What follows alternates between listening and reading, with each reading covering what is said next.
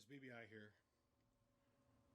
I want to stop and say thanks for tuning in and checking out whatever the video is about that's about ready to come up next. If you can take a minute and hit subscribe, I greatly appreciate it. And if you enjoy what you've seen here, make sure to hit the like button. We'd greatly appreciate your support.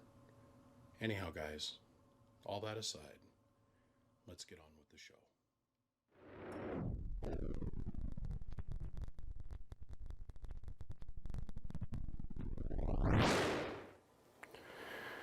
It's that time of year, boys and girls.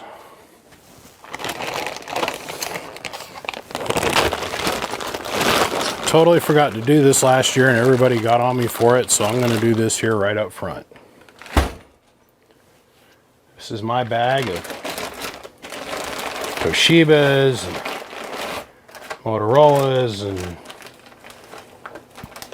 the RFTs and the PPs and the HGs and it's a lot of goddamn transistors in my opinion.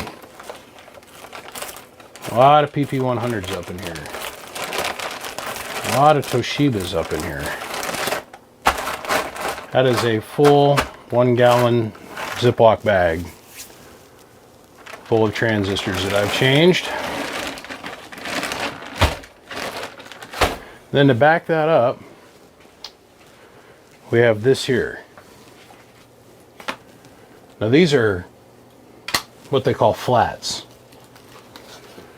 And when I order transistors, they come to me like this in flats. At least they do from Haigu. And here's the ones from just this last year. I do this every year, you guys. It's the first batch. What are in these? How many's in this? 2, 4, it's 8. There's 20 per each flat.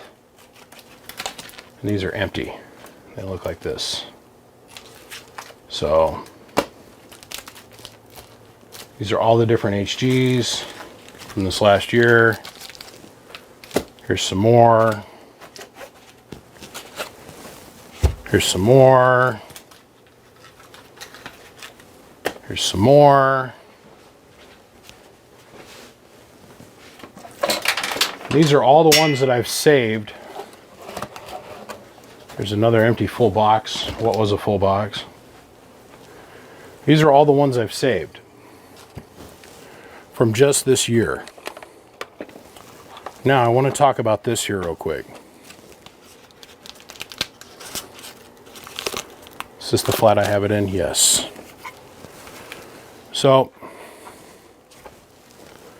here's where we're currently working. This HG is not laser printed. This is painted. This transistor here.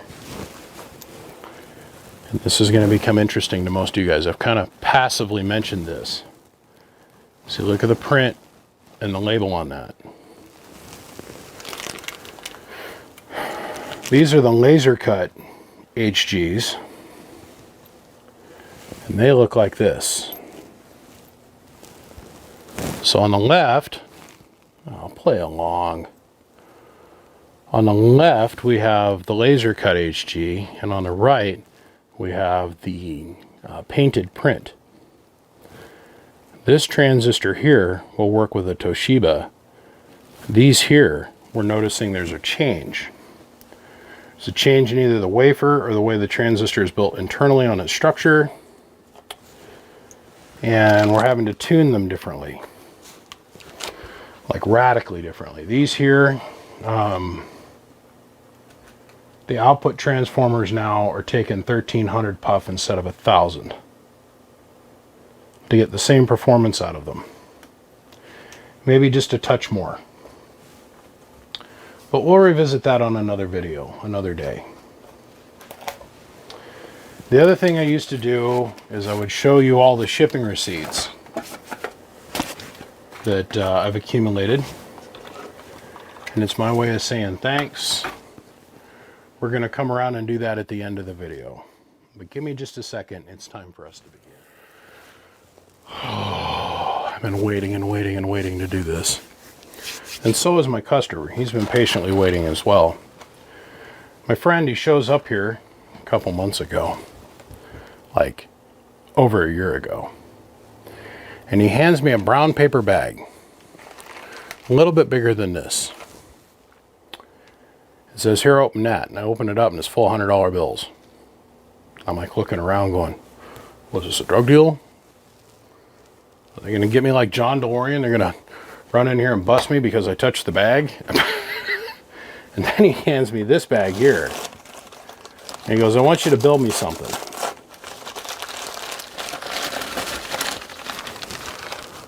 So let's go through this here real quick. I think you guys are going to find this humorous.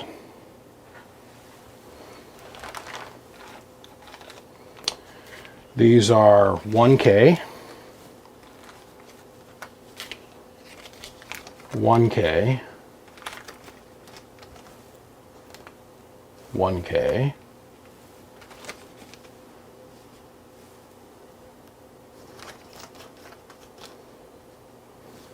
1K,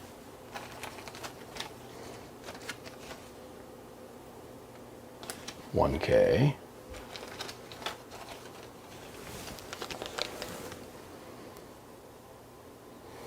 1K,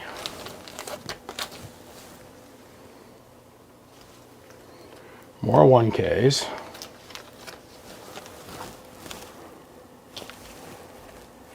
so let's count them off. That's 2, 4, 6, 8, 16 transistors right there. 1K. I miss the days when we could just buy these in flats of 25.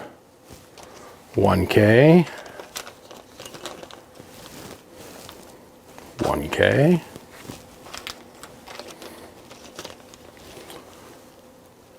1K.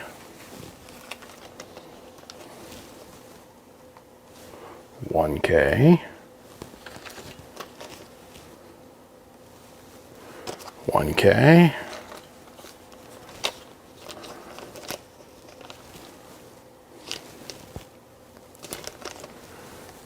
1K. 1K. Says, I want you to build me a 32. Sorry about that, I forgot to mute my phone. Says, I want you to build me a 32 pill. I want you to use these transistors. Now that's determination if I've ever heard of it. $210 for the bag. Then plus $14 in shipping for each bag.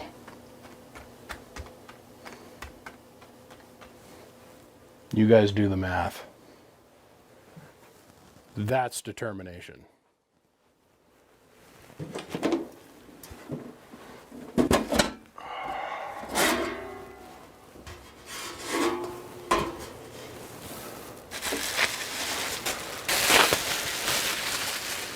And my canvas for this particular piece of artwork.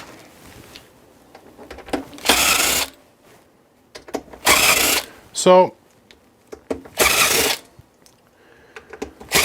my customer tells me,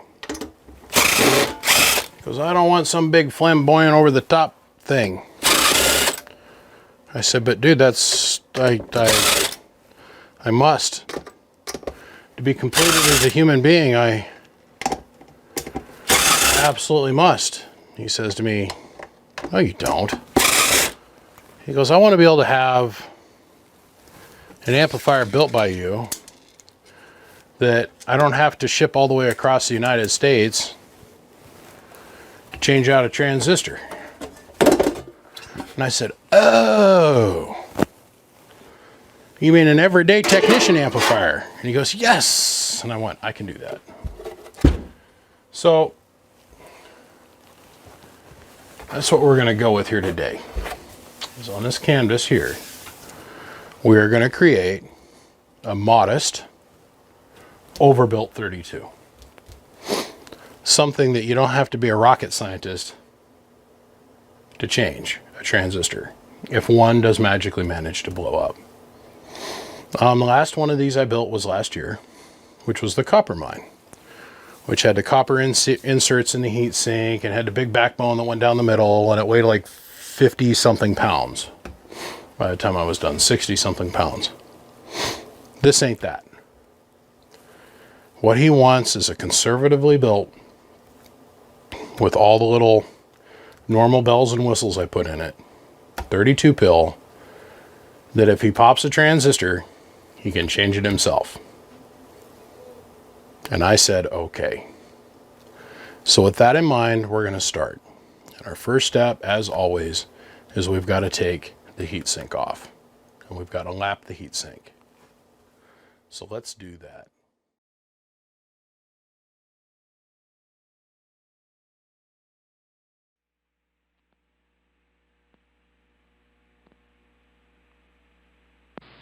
Boy, that puppy's in the corner. I may have to get a spring to push that needle back. Sorry about that, man. I didn't mean to wipe out your receipt like that, homeboy. I apologize. I said sorry about that, man. I didn't mean to take and destroy your needle like that on this beautiful Independence Day. No doubts about it. Old BBI sitting up here in the corner. Decided I would give it a little bit of a test this afternoon. I sat out here and called a beautiful fight between 809 and 63 in the killing fields here this morning. I thought I'd roll up here and see what was going on in the world of sound on 27.025. All the boys around Arizona, all the boys around the killing fields. Old BBI got down. Don't know the power of the dark side.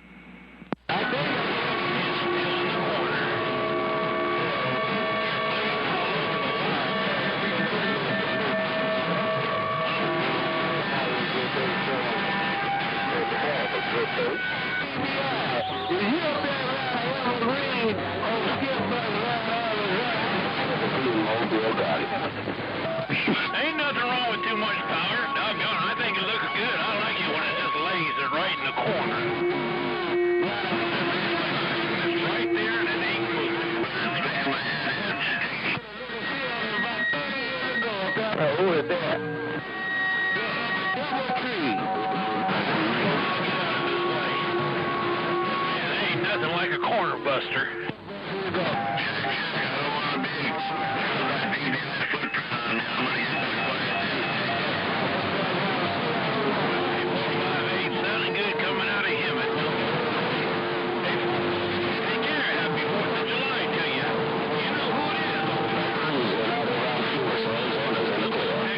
Modulator out here in my four-wheel Japanese bike. So where are you putting the gate down out at 817? You didn't lose Mother Nature. I just haven't keyed up. I was sitting over here totally dinking around with some stuff. But happy 4th of July wave right back to you, 817. Appreciate you, my brother. Make sure to tag me in the gate. I'll come follow along. Or just put it up in BBI video gates. Mr. 817 in the Mobile. You know who said it? Mr. BBI got down.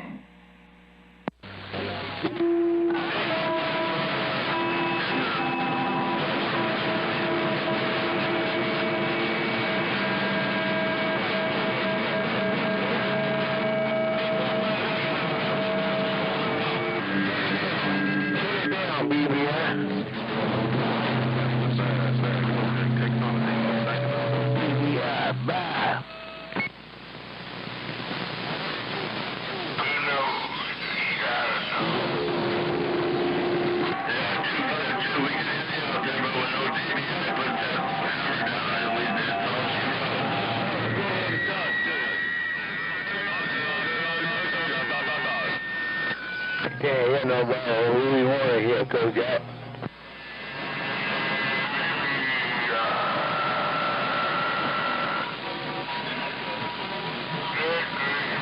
Hey, 252, sounding good in the Walmart parking lot. Hey, 252, I'm going to put your name on the Walmart Hall of Fame. Oh, there swooping and hollering out there, no doubt about it. Worldwide Buzzard, 817 Mobile, back cruising, bye-bye-bye.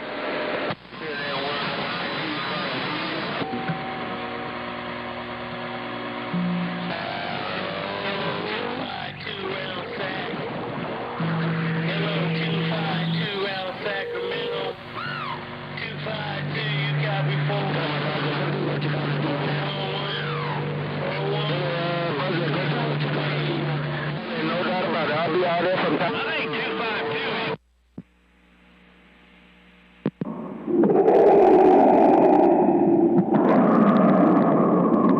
817, tell my homeboy Buzzard I said hello and happy 4th of July wave to his mobile. The landlord, the entire Northwest got down.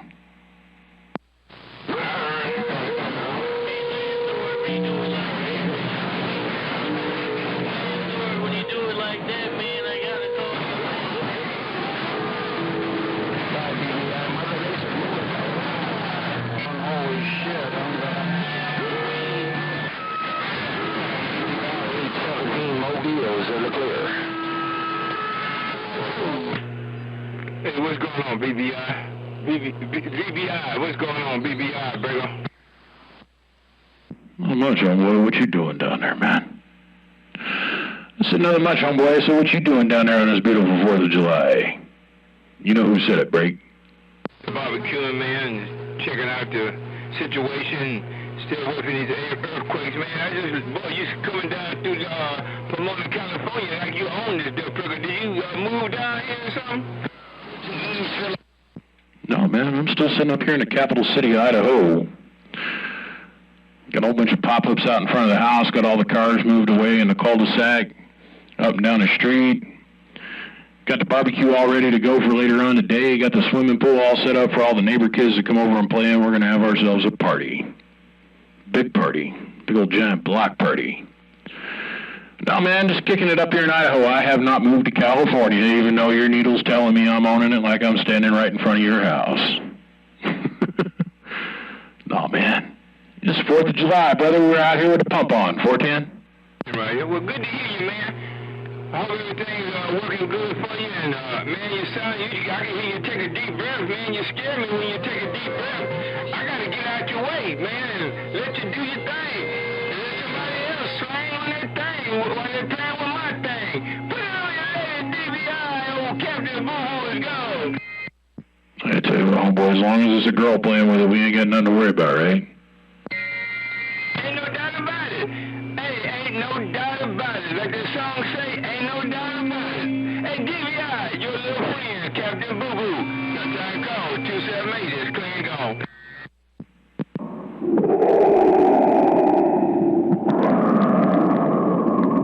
So we'll see you 278. I appreciate you putting a bump into my radio. Mr. Captain Boo-Boo, your friend way out here in the corner. With this giant piece of steel got down. Don't know the power of the dark side. With a vulgar display of RF power, I'll see you bye. Yeah, you sounded good, man. Keep building.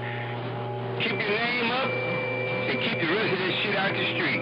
Put it on you later, Mr. DVI. Idaho, 278 is getting on down. Doggone 4th of July. 0817 Steel. Okay, man. I gotta go inside Walmart and get me a new meter for my...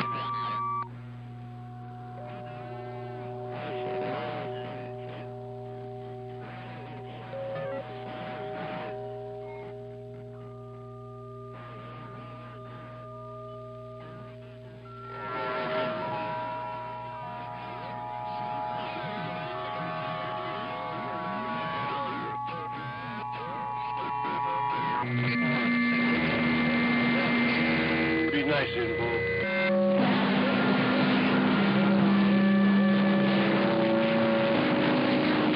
606, have a good one. 870. All right, 252, Skibby. Hey, Buzzer, you're in blood.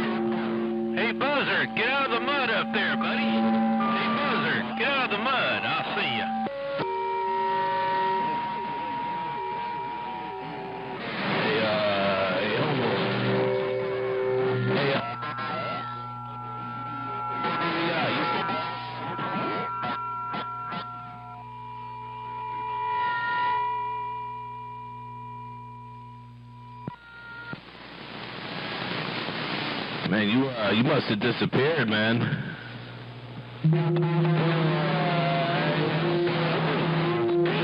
I just stuck my meter. Come on, let's get it.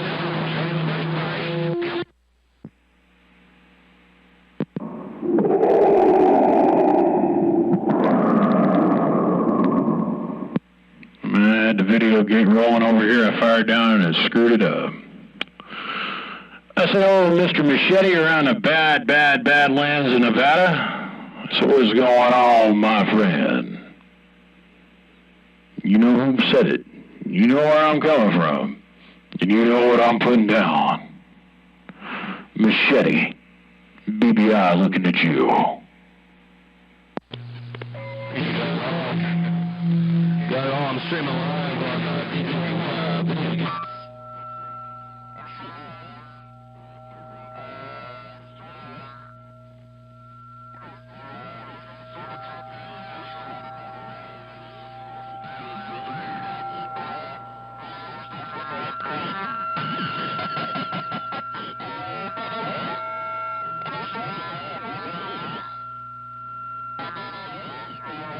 He said, right. Well, I wish I could tell you a single word that you said there, Ron, but somebody decided they needed to throw a 40 dB dead mall up in my radio. 40 dB's worth of dead carrier. Never said a single word. Then they unkeyed, and then I hear break. I have no idea what you said, brother. It might not be our time to turn and burn unless that homeboy out there wants to fire down and tell us who he is. The mystery man with the dead mall. BBI in the corner, looking around. Well, I'll have to do something about that, man.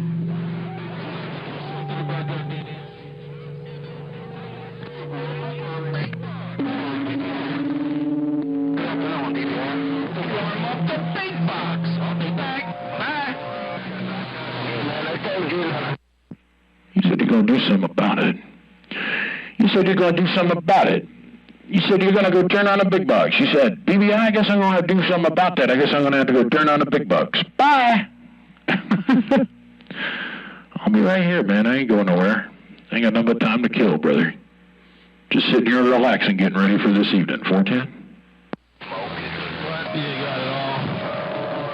I'll with you for a little while, you know. You know, this is like 3/4 of July. I ain't gonna have to have 3/4 of July in a row. Until I ain't doing it. We're all out here, man. The band's it's pretty cool.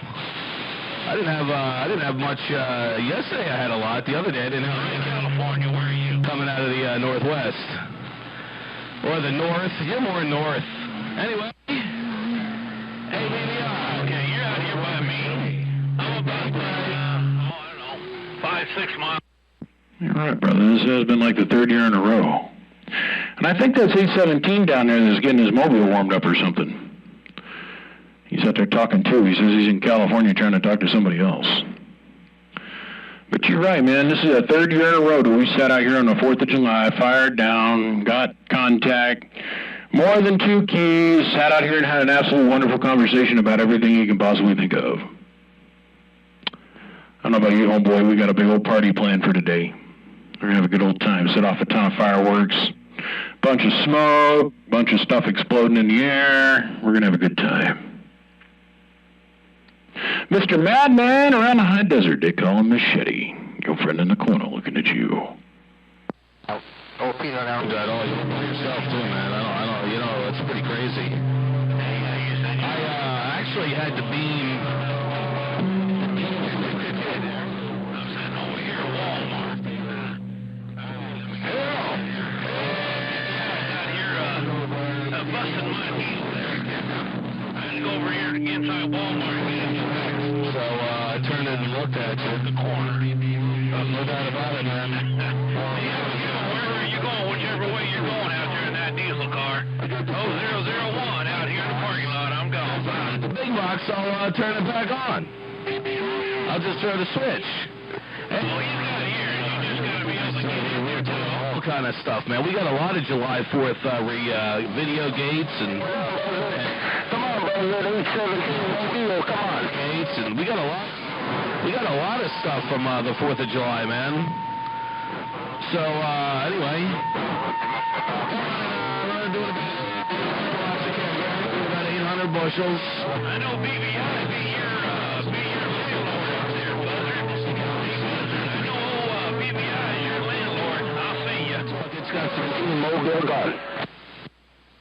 I had to sit here and wait for you, Ron. I got 001 in the Walmart parking lot down there jumping up and down. I got 817 out there jumping up and down. And Mother Nature, I think, is starting to fade with us, brother, because now you're falling all the way down about 5 or 6. Old Buzzard's up in the corner hooping and hollering, and them boys are yelling at him because they don't understand. I'm sitting there waiting for you, brother. Just sitting here listening to your talk show. You might want to think about hitting that big... Well, let's see. I started this little adventure here this afternoon at noon. And it's now 9 o'clock at night. You have basically watched me work an entire afternoon. Taking into account I spent most of the morning on the phone.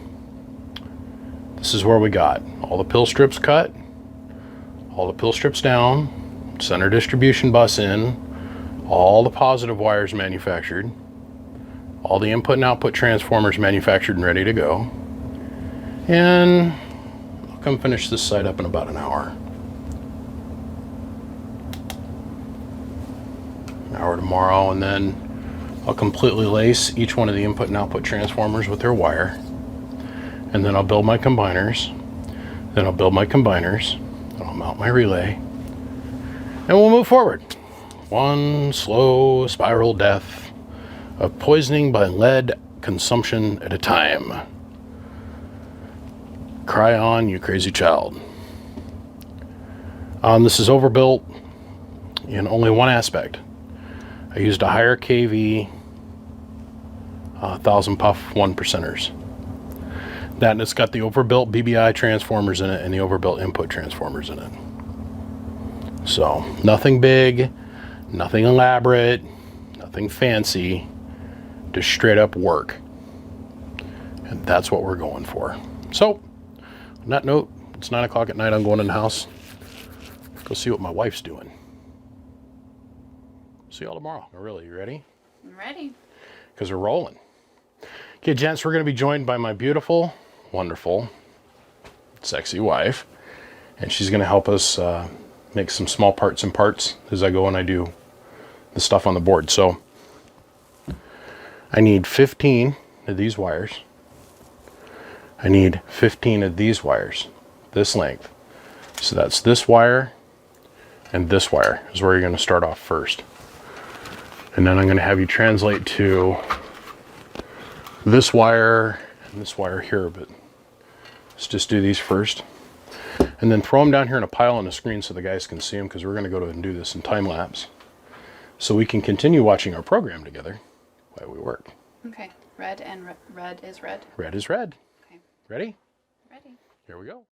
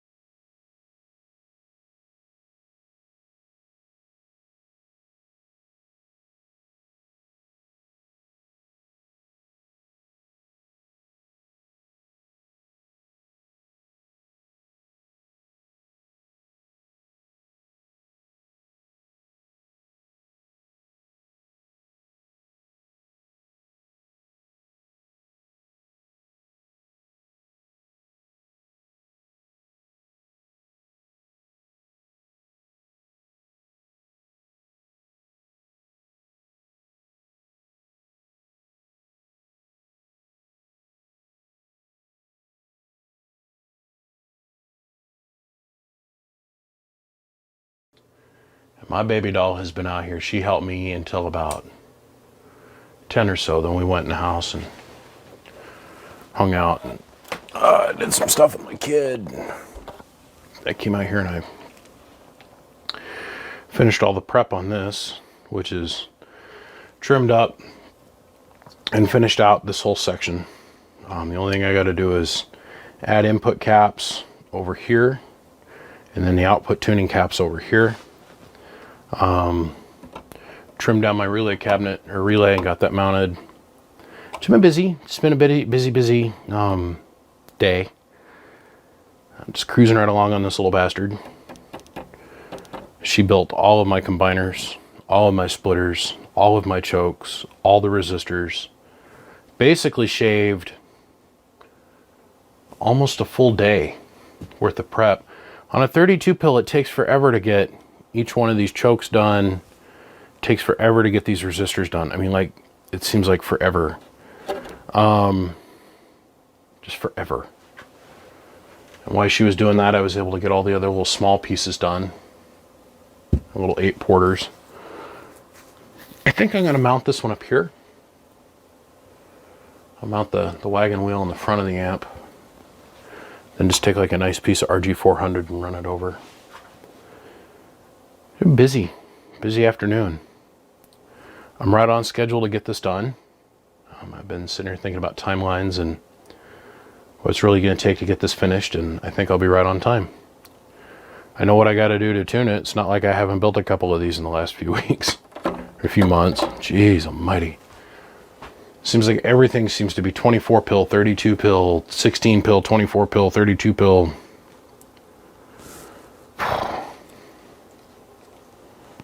Yeah, is what it is. The burdens of being me. Ooh boy. So, why it was quiet this evening. I mean, I gotta put in the work. These today was what, 5-6 hours with her out here. I just spent 2 hours trimming out and finishing the other half.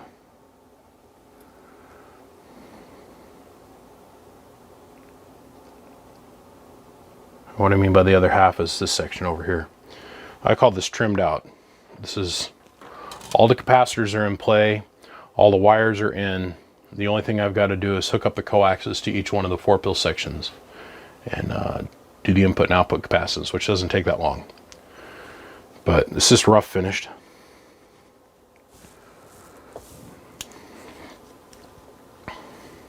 Hours. Just got off the phone with one of my friends. He's sharing with me the joys of dating in 2019. Feel sorry for him. Nice guy. Just can't seem to find Mrs. Right. He does live in the great state of California, which makes it kind of hard. He was just talking about how that is such a divisive thing down there in the dating scene, where if you're a Republican, man, it's like you can't even get a chick to say hi to you. He feels like it's weird. Is what it is. I told him, I said, man, maybe you need to go start hanging out with the chicks in Barstow or something. I don't know. Them LA women just don't want to have it. None of it. I feel bad for him. But he'll find the right gal. Of course, I have no idea what he's looking for. I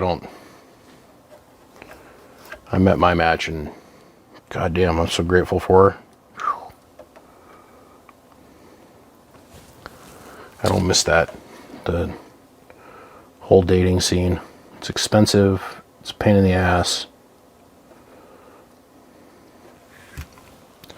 Just don't miss it.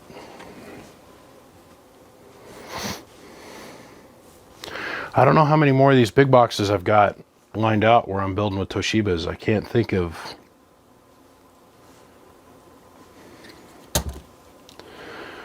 The next really big one that I got to build is another 32, but that one's with HGs.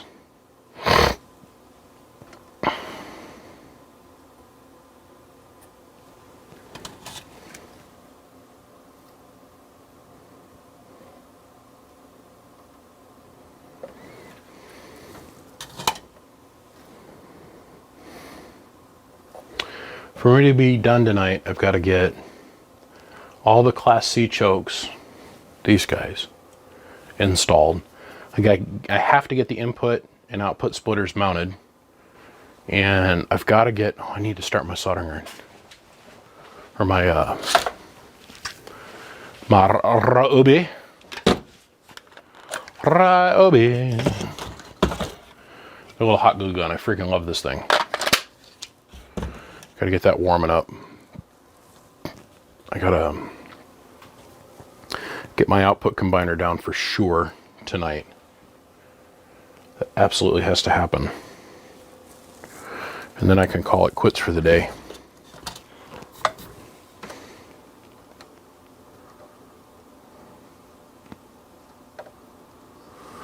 And as soon as I'm done with this, I got to go jump into the land of repairs.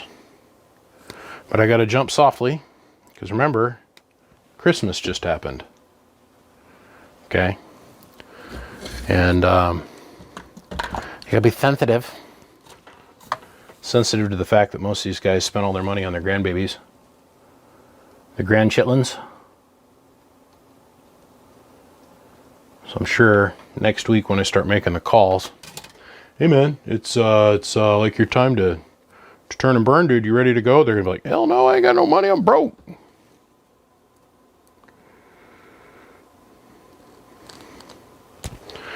Already dealt with that just pre-Christmas. I had all these guys calling me freaking. They're like, dude, you gonna work on my box? And it wasn't, man, will you hurry up and work on my box? They just wanted to know if they could spend the repair money that they've been squirreling away from mama for, you know, forever.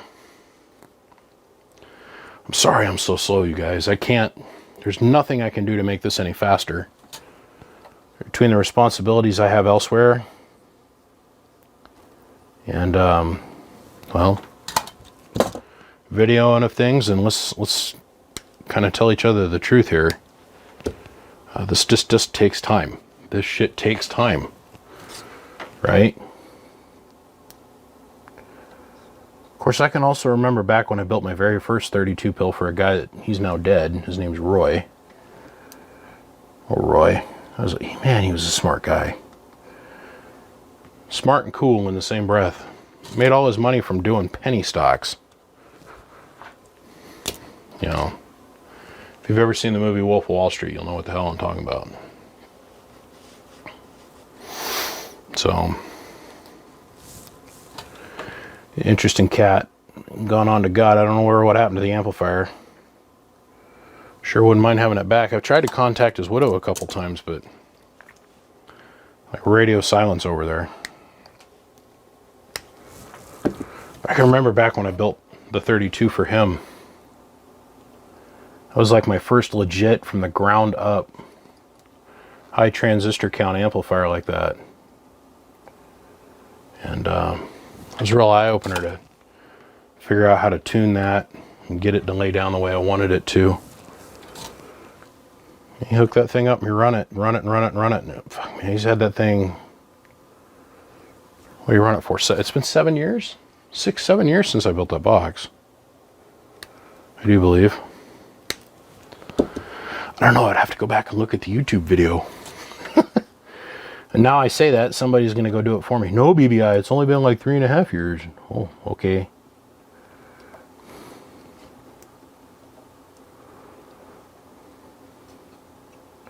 I'll give you guys credit. Like, I came out and I was all bragging about the 1 watt. This 1 watt slug. I was carrying on about how excited I was to buy this one, and I couldn't find a 250 milliamp or a milliwatt or 500 milliwatt, whatever it was, element. I said, man, I know as soon as I say this, somebody's going to start hitting me up with, you know, links onto where to go buy them. Man, I never even thought to go look at Henry Radio, for God's sake. Sure enough, they make a 500 watt or 500 milliwatt element for, was it 25 through 60 megahertz? You see how I rushed right out and didn't buy one.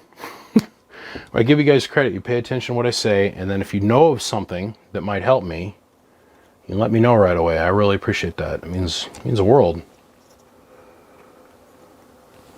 Allows me to interact with my public, as AVE would say.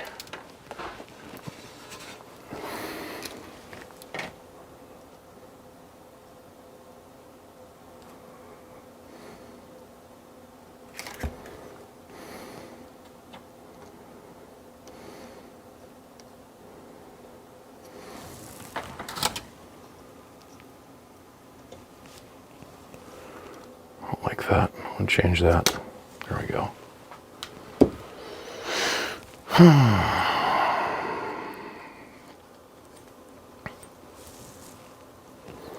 This is literally the most no-frill amplifier I've ever built. And then right at the very end of things, he tells me I need to add an extra ground to the front of the amplifier. He tells that to me tonight. I'm like, well, shit, dude, I wish you would have said something at the very beginning, because I would have, like, hid the ground bus underneath this thing in some copper strap or something, and he brings it up at literally the 11th hour.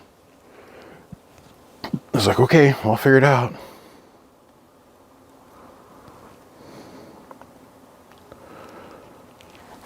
So I have to see how I end up doing this. It won't help it do any more power that way, though.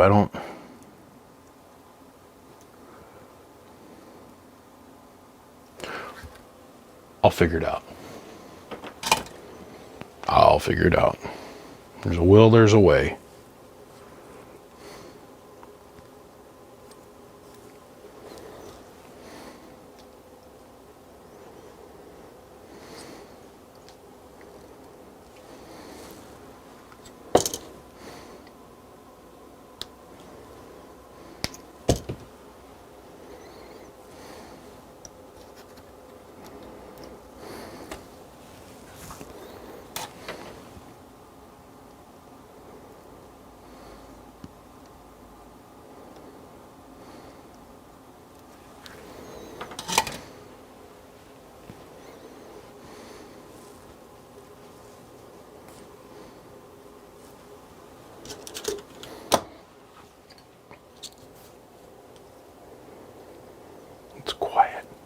Listen how quiet my house is right now. I love it.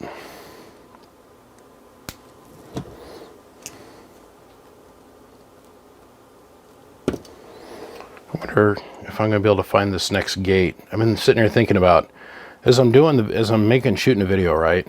And I'm going, okay, so I got a time lapse segment coming up. I'm like, okay, so what do I want to add for an audio insert here? And what I've been doing lately, because I own the gate audio. So I gotta be careful with Motormouth. He's the only one to ever have me have a copyright infringement on any of my stuff. Motormouth was playing music on the air one time, and I recorded that, and then I put it into a gate, and they came along, or I put it into a video, and they came out, and they told me I wasn't allowed to have, I didn't own the legal rights to that music. Well, duh. And so therefore that particular video had a copyright infringement clause against it. Thank you, Motormouth. It's all your fault. Blame you. Not my ignorance in how YouTube works. I can't do that. I can't take that responsibility. Well, I can, and I should, and I will. It's all my fault. I didn't know. But so anyhow, back on topic. I want to find that gate of me and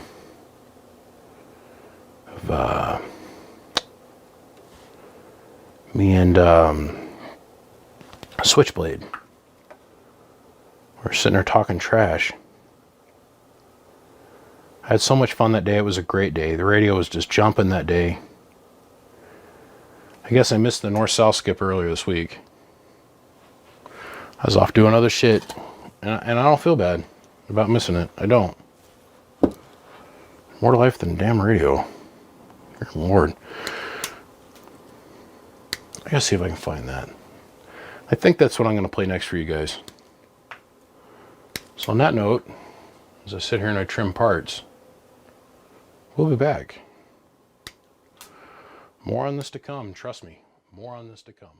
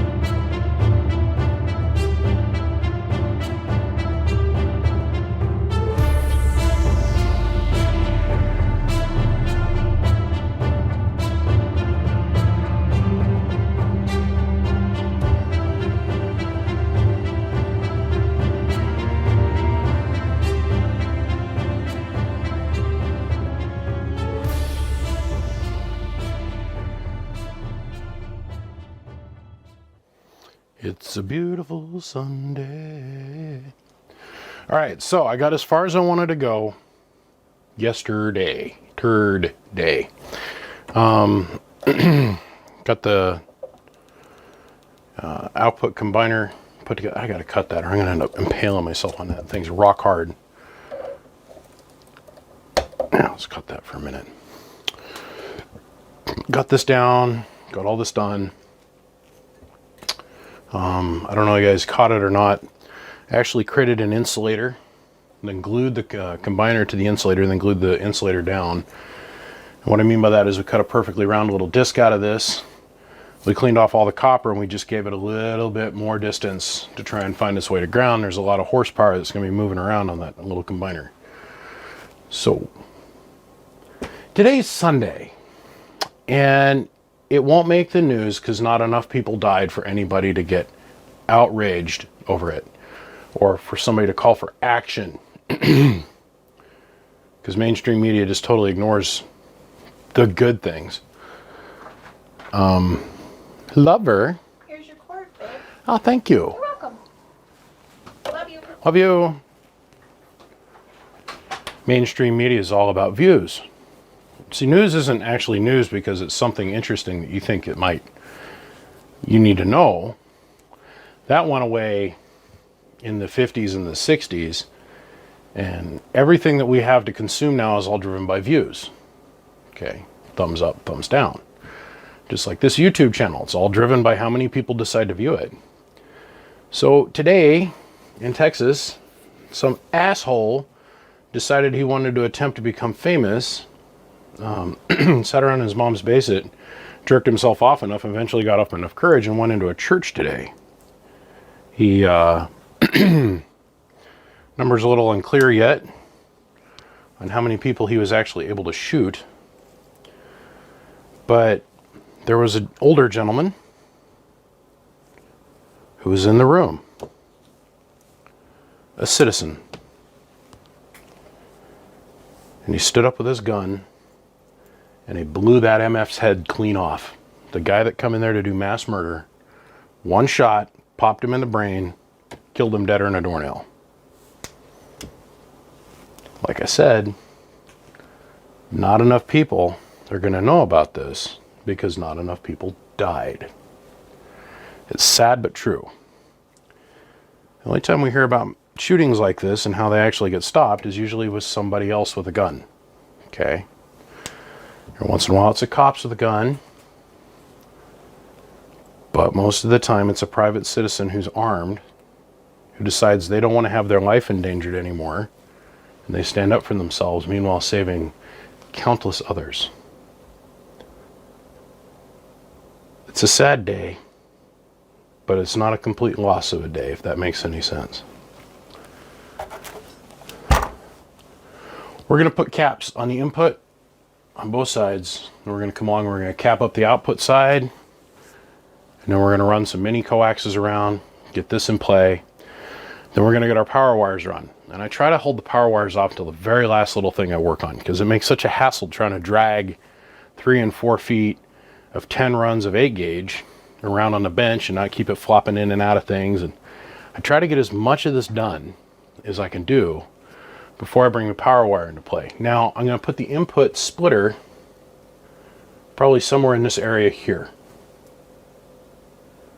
or like this, or something. I'm going to create something fun, new, a little different, because I can and I want to. So that means we can't flip this over after I get this installed. So I'll probably do this after I get the amp actually put together in its cabinet. So I get the board and the subassembly put into the cabinet, then I'll do the input splitter. But I want to get the output section done and nailed down. I want to get, oh dang, that's what I was going to do today. I got to go get more copper for the output induction coil. Let's see, what time is it? Should I do that now? Yes, I should. Gentlemen, I shall return. It dawned on me to go get wire. On the way over to get wire, I was thinking about, as I was putting this together, I used a drill. I'm not kidding, I used my drill on the lowest torque setting. And I slowly walked in each one of the screws for the transistors, but I brought them down and then stopped them just before they made contact with the transistor, because them little itty bitty screws, they stretch. You can't put those down with a drill. It's going to be 25 inch-pounds worth of pressure on each one of these screws to get the transistor to sit right on the heatsink. And I thought, man, I better go say something about that on camera, or somebody out there is going to lose their little marbles. They're going to be, what?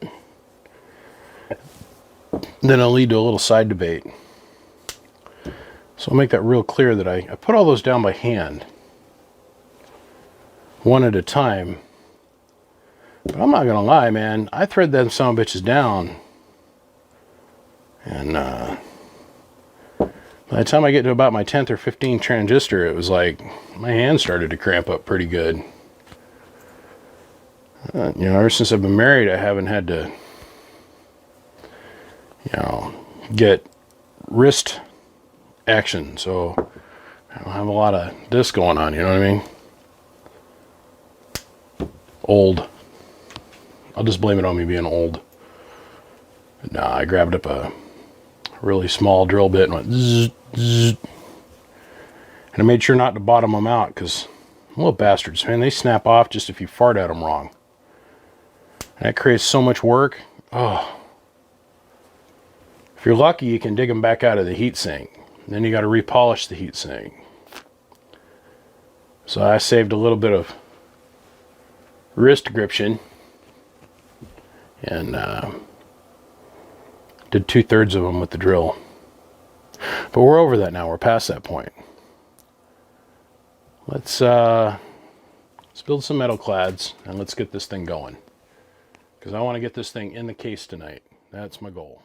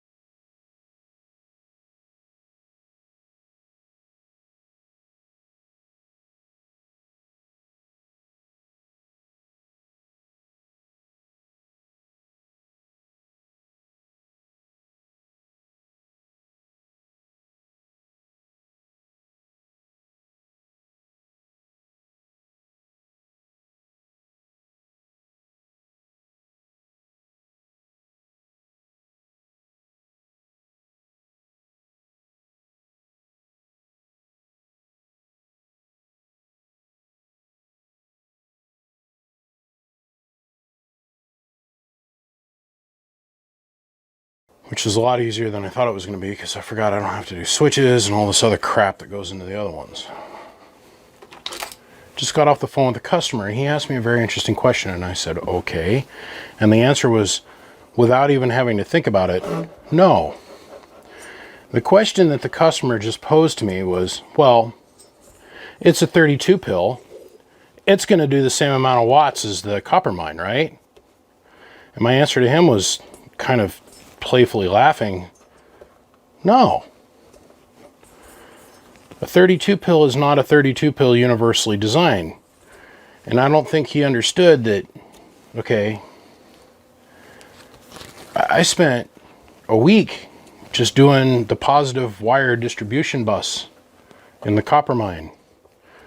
I took a 4.5 pound, 1 inch by 1 inch, 22 inch long hunk of pure copper, drilled it, tapped it, brought all of the wires to that distribution bus, and made that our common latch point for all of our current for the positive side. On the ground side, I machined out the heatsink, and then had the heatsink inserts, the spreader, lay long on the board, and brought independent grounds into those. And then added extra screws on the top side of the board to carry more current to each one of the transistors. No. I didn't put all that stuff in there just to look pretty. I put that stuff in there to make it work.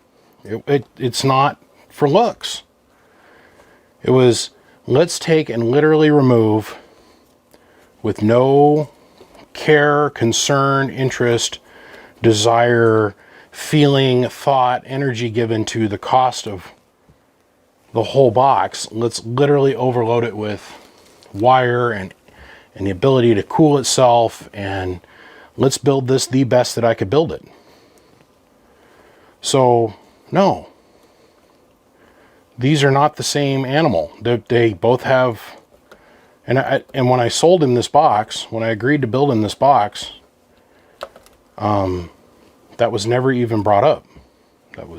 He wanted something that was a little bit more conventionally designed, that you didn't need to be an uber geek nerd to have a transistor replaced. And I was just like, no, bud. I put all that stuff into that other amplifier for a reason. And that one cost almost 3 times what this one cost. I'm just saying. I mean,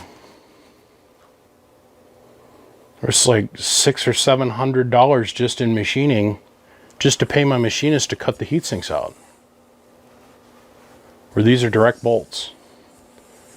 Those transistors were soldered to their copper spreader so they could dissipate the heat 65% faster than what this can. The copper mine made 6,800 bird. 6,800 bird on 15 volts. I don't know what this one's going to do, but I couldn't make that guarantee. I was just like, wait a minute. Wait a minute. So we are going to do some ground upgrades to this. I have said since the very beginning that depending on this board to do all the ground current carrying is weak sauce. So we are going to add some copper bus strips up the side, but first we've got to get this put in the cabinet. So I wanted to show what the bottom wires on the bottom of the heatsink look like. I wanted to show that I was tying the wires in place for a reason. For a lot of years, I was bringing them over and I was bringing all the wires up one side. And I grew not to like that because I got to think about it. And there's a little bit of air restriction that takes place on this side where this, by bringing them up through the middle of the board in the back and then bringing them out of the back of the cabinet, it just makes more sense as far as airflow goes. Now the copper mine was, if I had the $6,000 or $7,000 laying around here extra, I'd probably buy that box back. I don't think I'll ever be able to top that. One, I don't think anybody's ever going to want to pay for that. And two, I don't want to put that much energy into ever building another thing ever again. That box took me a whole month to make. You know, 8, 9, 10 hours a day, 12 hours a day. And a lot of meticulous planning. 3 other shops to support me on the one project. So all those little details that are in that other amplifier add up to a very huge difference in result and power. It's like the Jefferson amplifier, that 32 pill I built. That thing's been running without a hiccup now for like 4 or 5 years, 4 years. That was just a show trophy. I built that thing just to show off. But this right here is exactly what he wanted. Something very basic, something he can hook up to his super capacitors in his truck and get very good reliable performance on. And if it burns up, we can take it to Joe Schmo CB shop and they can change a transistor in it, and they don't have to have a bunch of specialized tools and hot air induction gun. And yeah, this will be close, but this ain't going to be like the copper mine. All those extra hours, all that extra ability to dissipate heat, all the extra ground, all the extra positive wire work. I mean, I think I used 10 pieces of 4-gauge wire in that amp for the positive distribution. I remember I was having a hard time getting it all fit between the heat sinks. That was...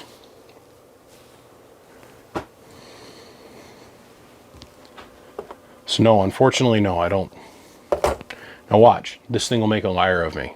We'll hook it up and it's going to build freaking stupid power. Don't know. Don't know. But we're going to find out together. All right, let me flip this over and let's get this mounted up in the cabinet. Okay. Let's throw our hot dog down the hallway. Let's put our 2 for the pink and 1 in the stink, and let's get this going.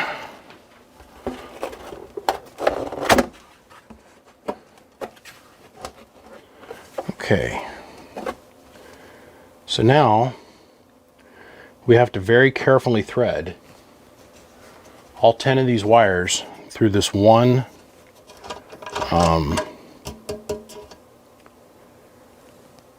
TEPCO. Oh, I can never remember what these are called.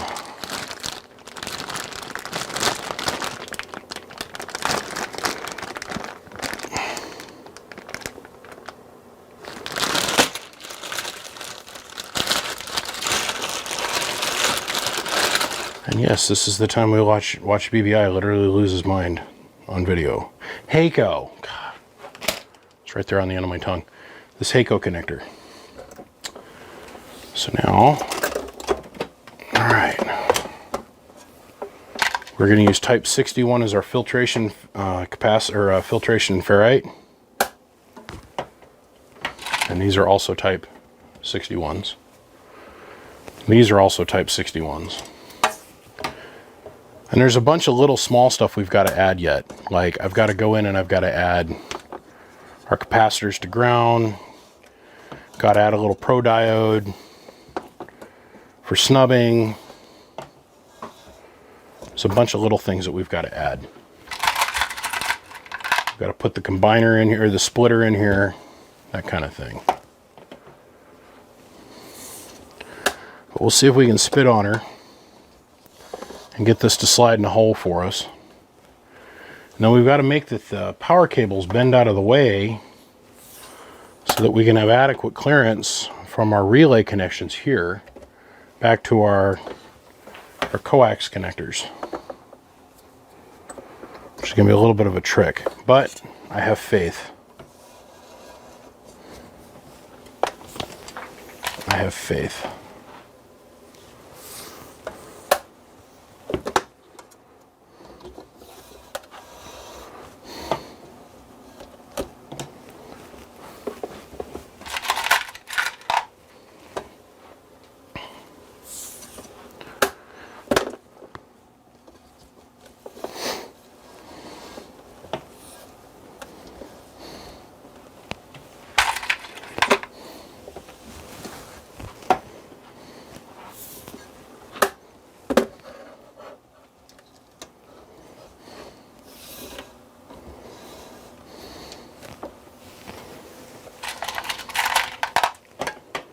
It's like Frankenstein's spine. No one's ever going to go through that much hassle ever again. That was another beautiful creation. Simply born out of the necessity to, well, try and excise the demon of what happens if we overcome some of the shortcomings of current distribution inside the amplifier.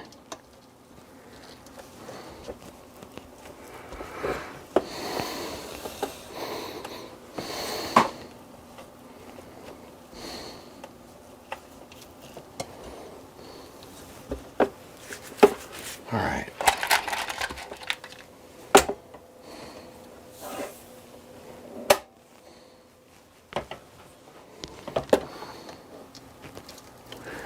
That's exactly what we were looking for right here. I used to just go into old power plants or old electrical distribution centers or whatever, and you'd sit there and you'd look at the wires and how they're flowed out of a connector, and they make this kind of semicircle round fitting, and everything just flows in nice and smooth and comes out nice and smooth on the other side.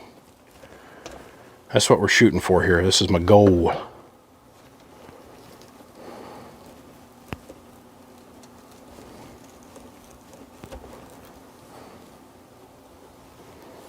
Okay.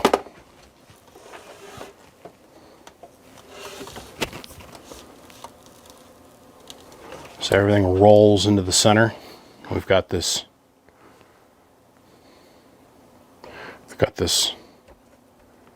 nice smooth kind of, that's what I'm hunting for here.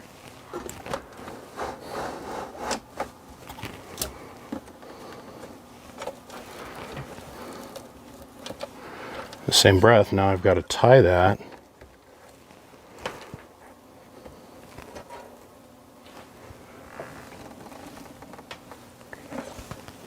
got to come in some more. There we go.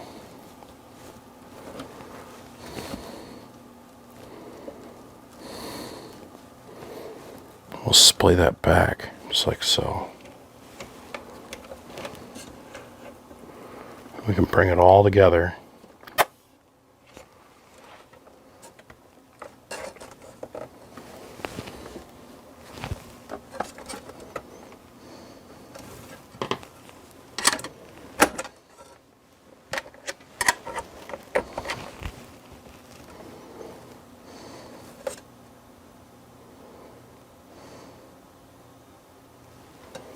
Yeah.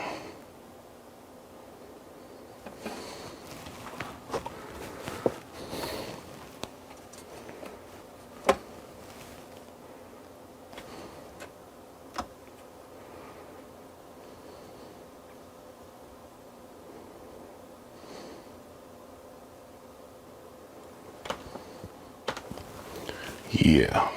All right.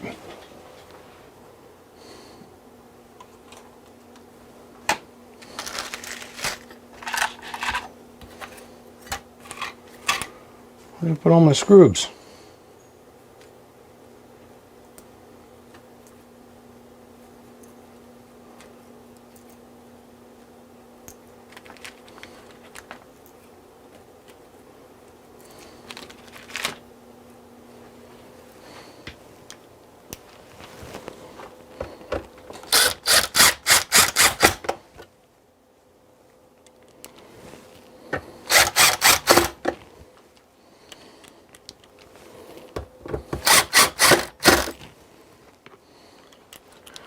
This is kind of cool because this guy is a firm believer in supercapacitors.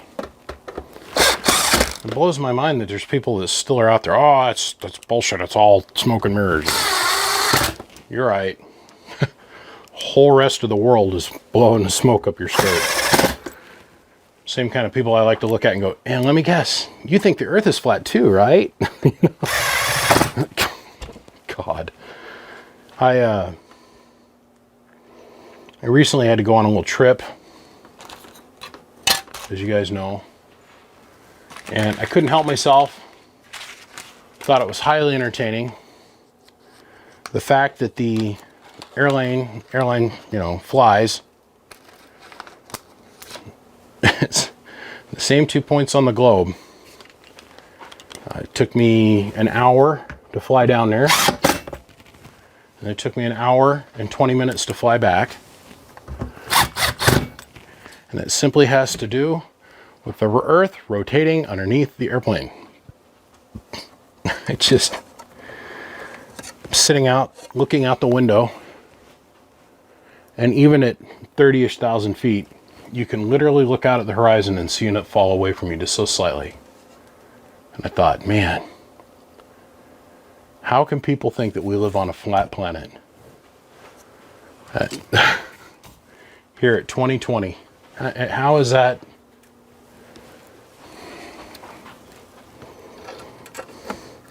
And somehow the government's covering that up.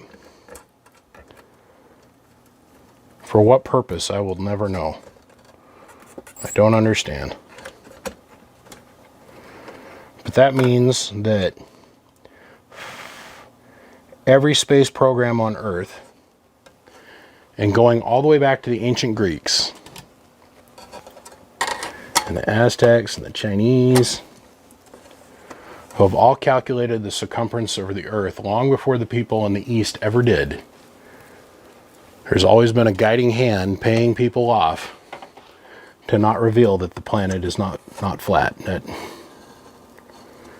It's absurd. Okay. So far today we've covered mass shootings. We've covered flat earthers. So I don't want to leave anybody out. I got to make sure everybody's equally covered here. Oh my God, I tuned in to watch a BBI video and he was losing it. Yep. Okay. And I set this relay so far forward for a reason. Normally I'd like to snuggle it right up here against the back of the capacitor, or back of the cabinet. But I knew that we'd have an entanglement issue here with the power wires.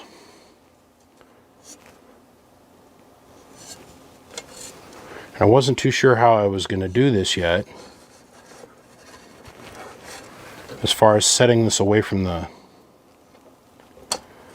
setting this up so it sets away from the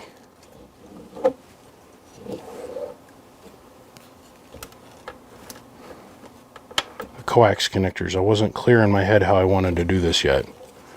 So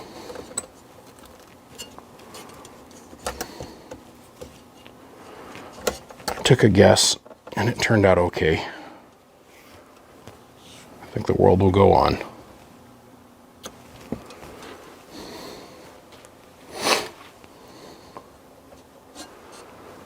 Beautiful thing.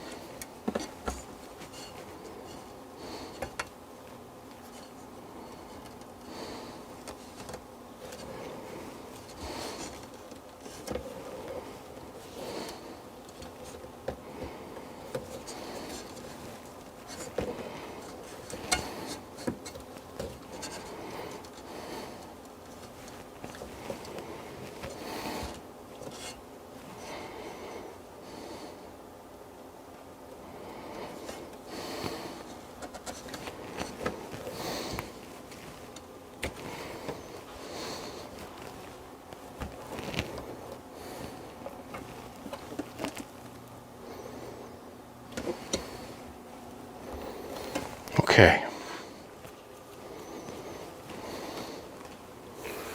I'll live with that for right now. It's a lot of wire. It's about 5.5 foot of wire. So about 54 feet, 55 feet worth of 8 gauge. Totally combined for this. Just glad when I flipped it over to do the wires, tie the wires underneath, I didn't bend any of these caps. And that was the main reason I didn't want to put this in yet, because I didn't want to put a lot of weight on that. We're going to install that here in just a minute. I'm excited. This has gone really smoothly. Really quite pleased with how this has worked out thus far. So, our next step is reposition everything, and that includes you guys.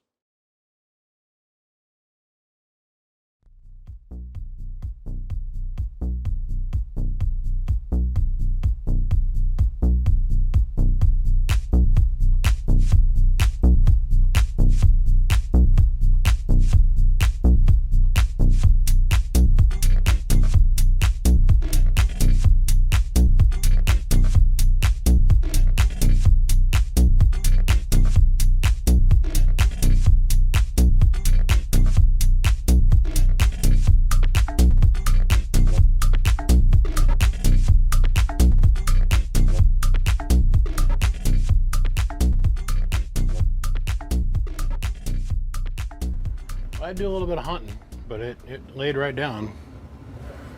At 27.439, we've got a 1.04. And at 26.48, we have a 1.05. Which is incredibly low.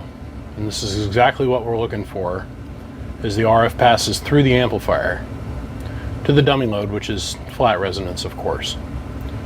So I have a little bit of a harmonic shift that takes place, but then again, we're adding a lot of inductor to it.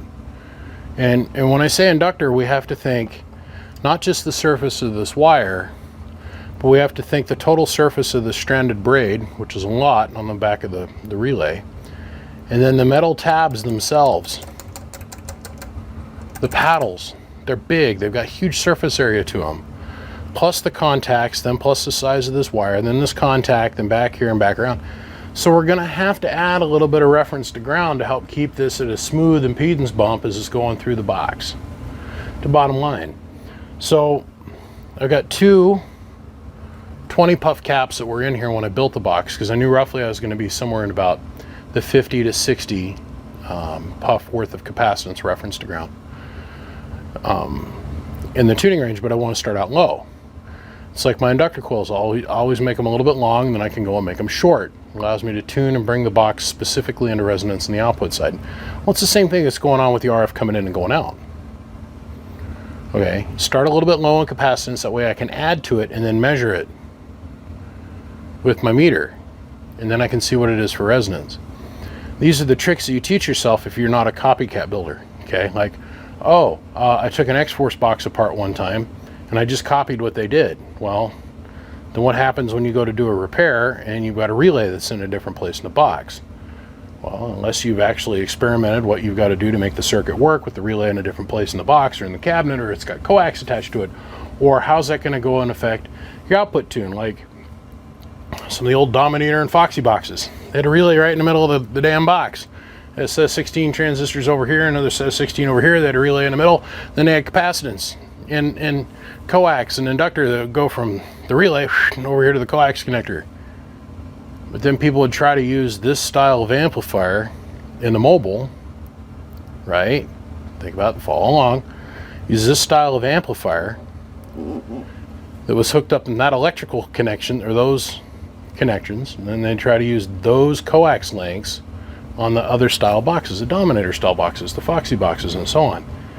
They wouldn't work. They couldn't get the boxes to put out the power. They wouldn't be resonant. Why? Because there was extra length of coax inside the cabinet. You have to look at the whole picture and then understand how the whole circuit works together, and then you can go and start creating beautiful shit like this. Like, I had one where another builder, told me I'd never get that amplifier to ever work. It'd never work, and if I did send it out of here, it wouldn't last one day. I remember those are his exact words. And that was the Mr. Jefferson 32 pill, which has been running for 4 or 5 years now. Consistently doing the same amount of power, running very smoothly, without any heating issues. And the thing was, is he didn't understand how to tune it. He just seen how other builders had set stuff up and didn't understand the operating principles that took place around it. And so therefore, it would have never worked, because he'd never seen one set up like that. That's the one where I had the combiner in the middle of the box. Had this particular piece set up here on a pedestal. He said it wouldn't work because there wasn't enough reference to ground, otherwise not enough flat metal surface for me to tune off of. What he didn't understand was I had big giant copper straps that came off each corner and that carried that ground potential up to that board and made it the same electrical. If you go and you did the total amount of surface area of each one of the pedestal legs, got out your little geekulator and did the total surface area, it was almost 3 times what was needed for electrical resonancy at flat board potential. And that's combining both the front and the back side of the strap. There's a lot of little things that go into thinking when you go to do exotic amp builds like this. It's just a lot. And I love teaching them to people, but it's really hard to get people's attention and say, here, focus. I can't tell you how many people have come to me every year and say, I want to build a 2-pill. Great. So I hook them up with where to go get the parts. I say, here, go to this guy. He sells everything on his webpage. This is where you go to get the parts. I send them to icamanufacturing.com. Okay, it's the same place I get all the cabinets from. Tony, Michelle, Nate, and them guys over there. Dottie, good people. And they go and they get all the parts, and then they come back to me. And they say, well, how do I build it? And I'm like, really? That's a lot. That's a big ask. Because then I got to explain every little bit of the circuit to you.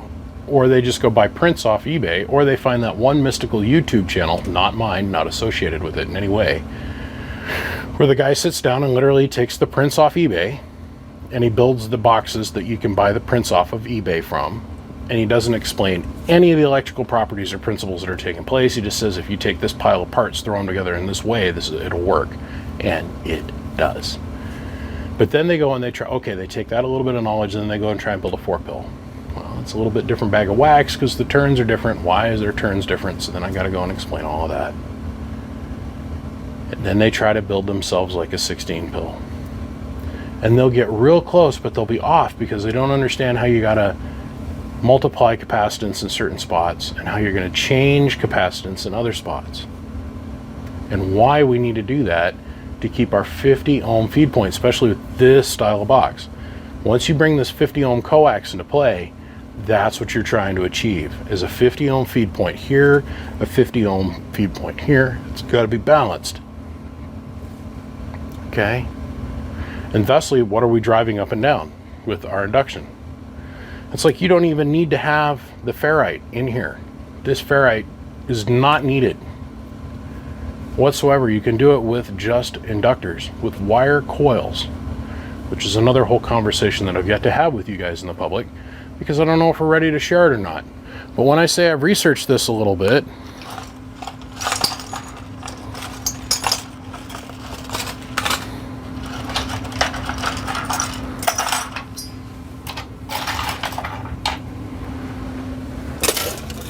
this is about 1/8 of the tries we've played with this.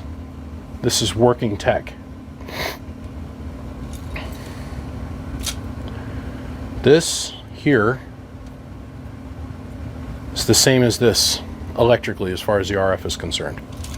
All the ferrite does is disperse the frequency over resonance. Makes it have a flatter response. It's not necessary the way we use it. The way we use this particular device, it is mono frequency. And most of the time it's mono channel. So it not mono band, it is mono channel, mono frequency. Not needed. The frequency dispersion that is afforded you in the ferrite is not needed in most of these applications. To try and take this much horsepower and make it multi-banded, forget about it. I mean, you're not going to get 5,000 watts worth of response out of these transistors if we're going to make it so that the entire circuit is evenly resonant across all 30 megahertz. It's just not going to happen. It won't happen. But if we take and we monoband the circuit so that it is more energy and more electrically resonant at one particular frequency, then we can start seeing great performance increases out of the components for one frequency. Anywho, less talky, more work. Sorry, I got off on a tangent there. Sorry, I do that. Dear Lord, please forgive me. We ended up at 67 puff right here. And that's about 20 puff higher than what we'd normally expect to see, because this excess, about 2 inches worth of wire here. This is marine grade heat shrink with epoxy in it. And we put that on the connector for the PL259, 1 to add support, but 2 for its higher insulation value of about 980 volts. So we went 2 layers deep, adding an 1800 volts worth of electrical insulation over the distance of the proximal location of the positive wire to the inductors leaving and entering the cabinet. I gotta go. I'll be back. We're gonna do more. There's more to come. More time lapse. More time lapse. So far, I've got 19 and a half hours worth of video to get to this point that I have to somehow figure out how to time lapse and condense, versus everything I've already shot here so far this evening, which has been already a half an hour.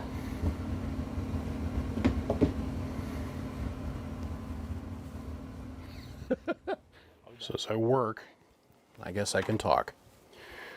So it's not that I'm bitching that guys come to me and they're saying, I want to learn how to build their own box. It is slightly cost effective to build your own equipment. It is.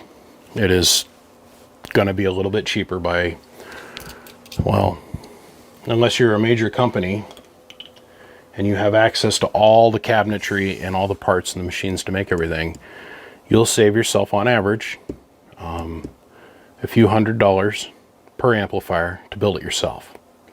And you will learn valuable knowledge that you'll always be able to carry with you everywhere you go for the rest of your life on what you've got to do to make a 2879 style transistor electrically resonant for whatever frequency that you want to make it work on. Valuable. Valuable. And when your shit breaks, you won't be dependent on somebody else to repair it. It's valuable. I love when people come to me and say they want to learn how to build their own amp. Unfortunately, things are changed over here in the beginning to where I could have, in the beginning, I could have sat down and explained a lot more than what I have time for on the phone now. Unfortunately, the way things are working today, the quantity of time that I have to give this little social experiment I call this amp building process is diminishing greatly. It's just a lot. There's a lot involved with it every day. And it's getting more every day. So I don't have the quantity of time on the phone that I'd like to have to sit around and discuss it as much as I'd want to. So unfortunately, and I have people ask me all the time, well, why don't you just do a whole YouTube video about it? And I come back to them and I always say, I have.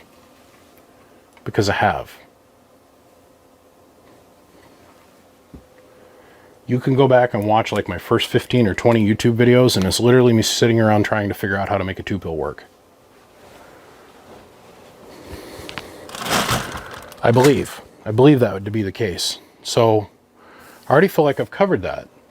And I hate going back over stuff over and over and over again because it's so time consuming. To shoot the thing, edit the thing, set the thing up, buy the materials for the thing, do the thing. It's a little bit time consuming. Okay. I appreciate everybody's thirst for knowledge. I do. I just, at some point I gotta go, well, is this really, because my channel is monetized for legal reasons, and it's not monetized for profit, nor do I get enough views for it where it's going to actually pay me anything ever. Once again, if I wasn't seeing value out of this as far as a little bit of financial return to my family, I don't think I'd be allowed to spend as much time out here doing this as I do. So it's, which way do we want to head? All the time. So the other thing is, guys, don't call me. Here, I gotta sand this. I gotta go sand this. Give me a second. Coolest sander ever made by man. God bless my wonderful wife for buying it for me. Okay, so as I was saying, guys, help me help you. Help me help you. Literally, help BBI help you. I get this probably about 3 times a week. So BBI, I'm working on my own 8-pill here. I'm like, sweet, dude, that's badass. Where are you having problems? And then they go and they proceed to tell me the problems that they're having. And then I go, okay, well, did you try this? Did you try that? Did you try this? And they're like, yeah, no. Okay, well, try those things and call me back. And then if that doesn't work, then we get, well, I don't know what's wrong with it. You got to remember, that's a lot to ask of a guy. What do I mean by that? And I'm not bitching. Believe me when I tell you I'm not bitching. Visualize that for a second. I don't know what material make you have your ferrite made out of. I don't know what it is. I don't know what size cores you have. I don't know what size wire you're using. I don't It's a lot of guess on my part, and for me to go and have an opinion without getting to see the thing first is a little bit delicate of a situation. Would you not agree? So, I would really like if everybody could help me help you, and let's start making this kind of a thing, is if you want me to help you with your amp, and you only got to do it once, is just take the tin off as you're working on it, and I don't know why it's so hard. When I ask somebody to crop me up a picture so I can see what's going on, we're going to literally take a picture straight down and make sure it's well lit and clear. And what I mean by well lit and clear is straight on, crystal clear picture like this. And then what I want you to do is take one at a 45-degree angle off to the side and then reverse it. Just like that, and send me those pictures. That way it allows me to mentally wrap my head around what you're working on and help you figure out what's wrong. Just help me help you. Send them to me, then call me. I don't care. My phone never shuts up. It never stops ringing.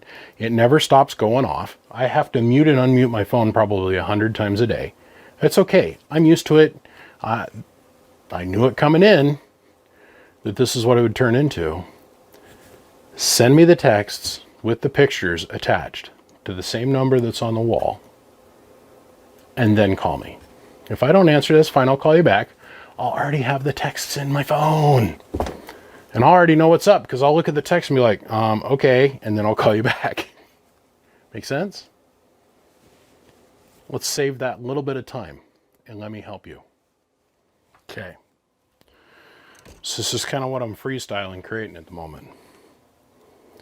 I want this to sit roughly like this inside the cabinet. Our little wagon wheel, which I hate the term, but that's what they call it, will sit roughly like so. It will sit like this. And then over here, coming off at this angle, I'm going to have my input induction coil, and twat waffle. Fuck. All right. We're going to have our input inductor coil setting off over here to the right, this direction, which I can literally make any length I want. Because I understand with enough induction and enough capacitance, you can literally load up a wood fence post if you choose to. It might not be electrically correct, but you can make it work. Okay? So, I mean, really, what do you think you're doing with your antenna tuner? You're definitely not making the antenna more resonant. You're just fooling all the equipment into thinking that the RF's actually going the direction it needs to go. And all that is a roller inductor and an air capacitor usually. Or in a real fancy one, you're going to have a vacuum capacitor and a roller inductor. Now I could build it flat. That'd be kind of cool. Then I could hang it from brackets off the front of the cabinet. But that won't look too cool. So what if I tilt it up?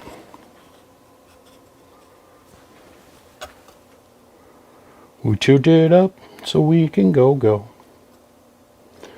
Actually, I think I want to make it flat. That'll look cool. And then I can just put two little screw attachment points through the front of the cabinet, and that'll look sick. Pardon me while I whip out my copper. All right, so first things first, let's mount this to here. So to do this, I had my family buy me Ryobi batteries for Christmas. I was like, well, what do you want? I'm like, batteries. Seriously? Have you seen how expensive these bastards are? These 6 amp hours? Holy smokes. I'm like, seriously? Yes, seriously, dead seriously. I want batteries. So in the house, I have probably 5 of those blister shit packs. God, I hate blister packs. I hate blister packs. I know that they're so much easier for manufacture, blah, blah, blah, blah, blah. I hate them. Why can't we get stuff in boxes like we used to? Little cubes. I know it's better for marketing. I know it's easier for manufacture. I get it. I get it. I miss the old days. I miss the old days, okay? I miss the old days. And I got 4 or 5 blister packs that are full of dual 6 amp batteries in the house, and I keep forgetting to literally bring them out and put them on the charger and put them into rotation. That night I have to put more stickers on shit. I don't know if I can handle that. I gotta let the iron heat up. I'll do that.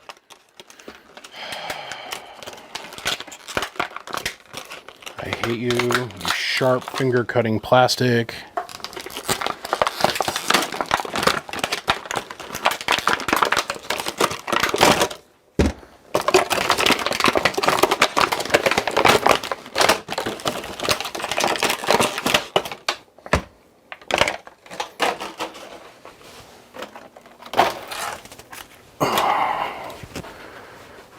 Family got me a punching bag too, and a speed bag, and a weight set. I think they're trying to tell me something. What do you think?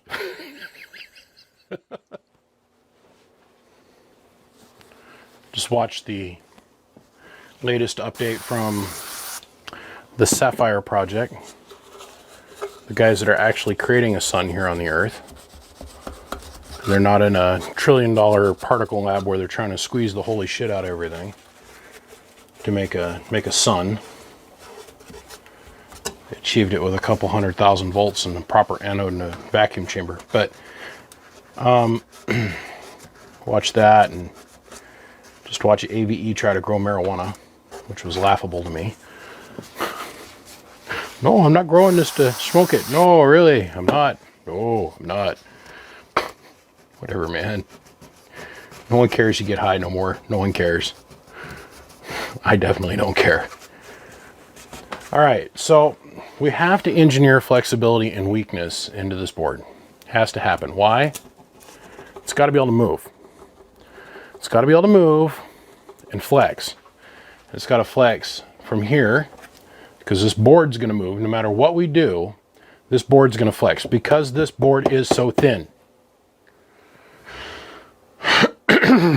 They make this fiberglass board as thin as humanly possible. And I think it should be about 3 times this thickness for what we use it for. God knows we have enough transistor height to justify that. What I mean that is between the foot of the transistor where it makes contact with the heatsink and then the tabs on the transistor, we have enough real estate that we could increase the thickness of the board and we'd have less flexing that would take place here. But because we have thin copper phenolic, we have to recognize that we have thin copper phenolic and we have to work with that. Hence the reason that we don't use 2-part epoxy to hold down our splitter or our combiner. The board has to be able to move a little bit and articulate underneath things. So we have 2 hard attachment points to the face of the cabinet, and then we have our conducting ground straps here back to the cabinet as well, which gives us that ground surface, flat ground surface potential once again, and the same thing's happening up here. Now the distance between what we would consider to be our ground conductive ground surface, flat resonant surface piece of material that RF will work with, and our board is much shorter of a distance compared to here. Okay, this strap here. This in the hole strap here. So therefore it doesn't need to be as wide. And we don't need to have that much contact surface. Carry a little bit more signal. So now we're going to hook this little hickamy-jiggy, and we're going to take another board. We'll solder it here, and we're going to suspend this off of here, up here in the front corner, and then we're just going to rainbow out our input wires. We'll have 4 wires take off and go down here, and 4 wires take off to go down here, and then we'll take a single piece of RG400 coax. Come here. A single piece of RG400 coax is just going to go down. Come around. Very lazily come down here and connect. And we'll bring that center conductor around over to our board, thus completing our circuit. We'll have input and output. Okay? And that is where we'll end the day for me today. I've been out here for 7 hours already, and I'm not planning on going back in the house for another 3 or so. So anyhow, guys, I know I hate to do it to you, but it's the only way I can get things done. You guys still get to watch what I'm doing. More time lapse. I'll be back.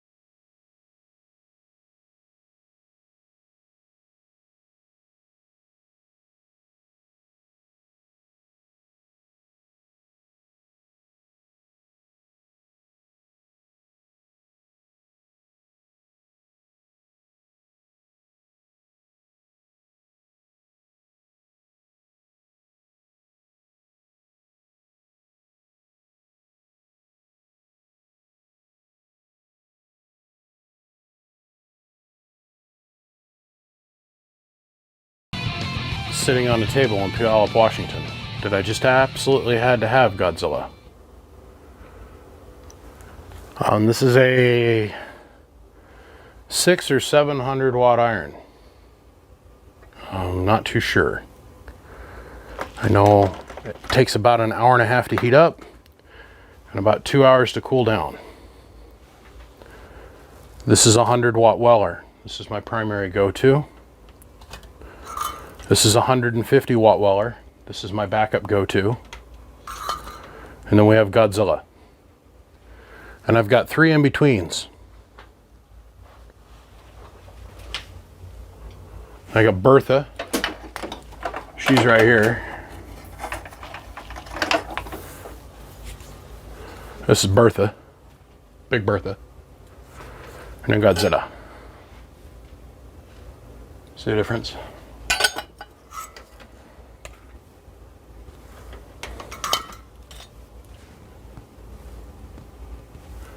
And then what most guys have is what they call a soldering iron. And it is. Well, a little 100 water, you know, a couple 100 water, not even a couple 100 water. Like a 30 or 40 watt iron. I got them all the way down to teeny tiny little bastards.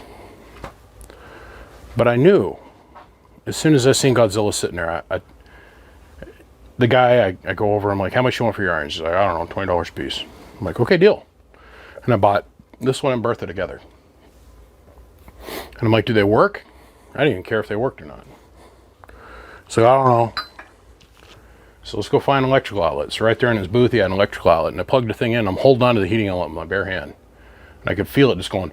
I was like, oh yeah, it works.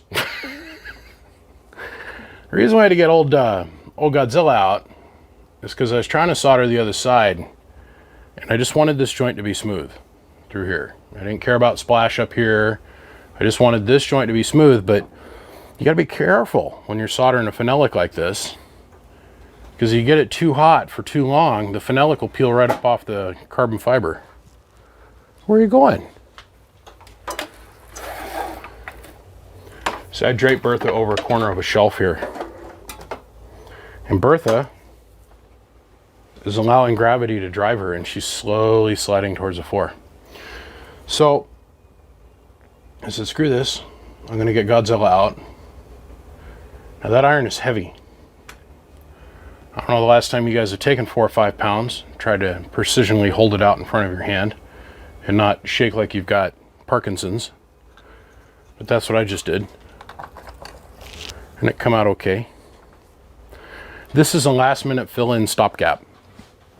And the reason I say that is because I'm talking to my customer yesterday, and he literally says to me,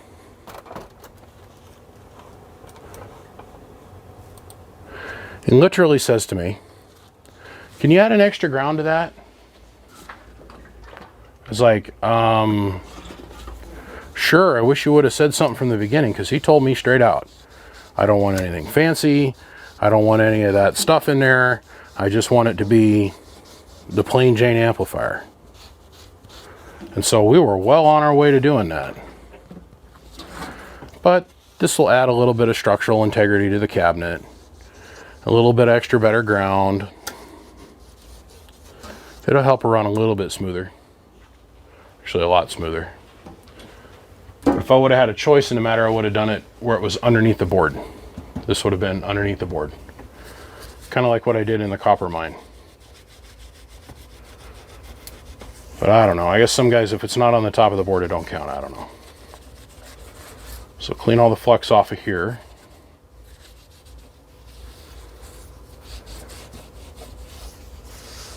Clean all this up, make it look pretty.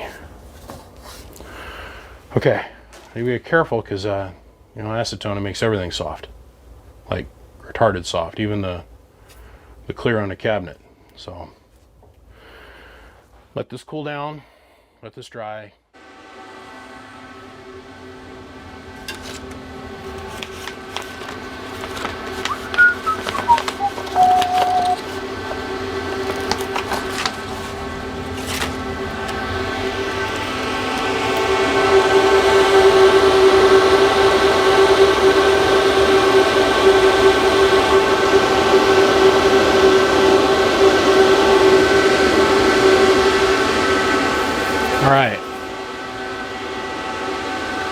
So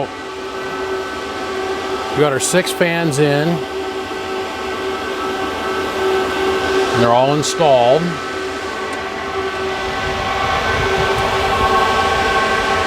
Here's the bottom side. And these are JMCs, Jamcos. The 1.5 amp. They're like 110 or 115 CFM a piece. More than enough to cool this box.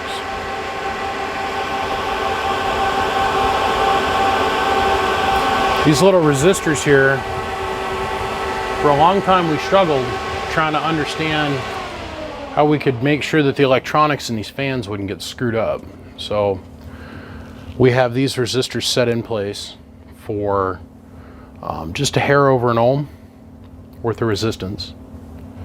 And that's just enough, and you put it on the ground side, it's just enough to knock the RF off the electronics on the inside of the fans.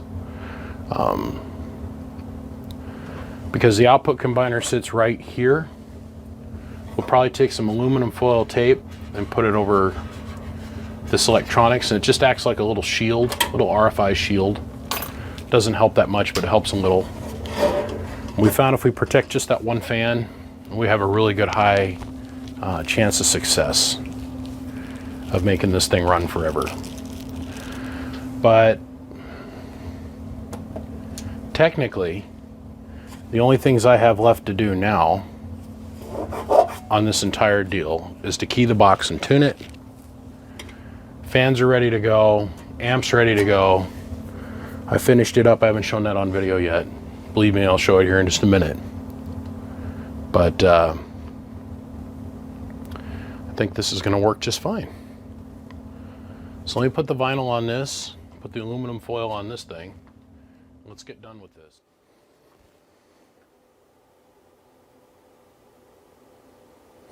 We're gonna talk about the most controversial thing that I do here. And you're gonna think I'm crazy once I tell you what has gone on around this particular topic.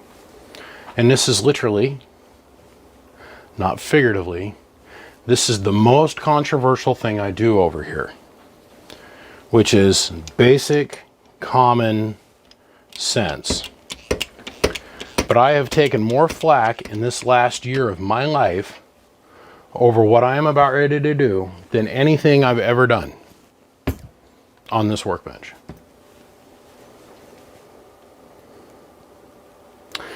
There are people that believe,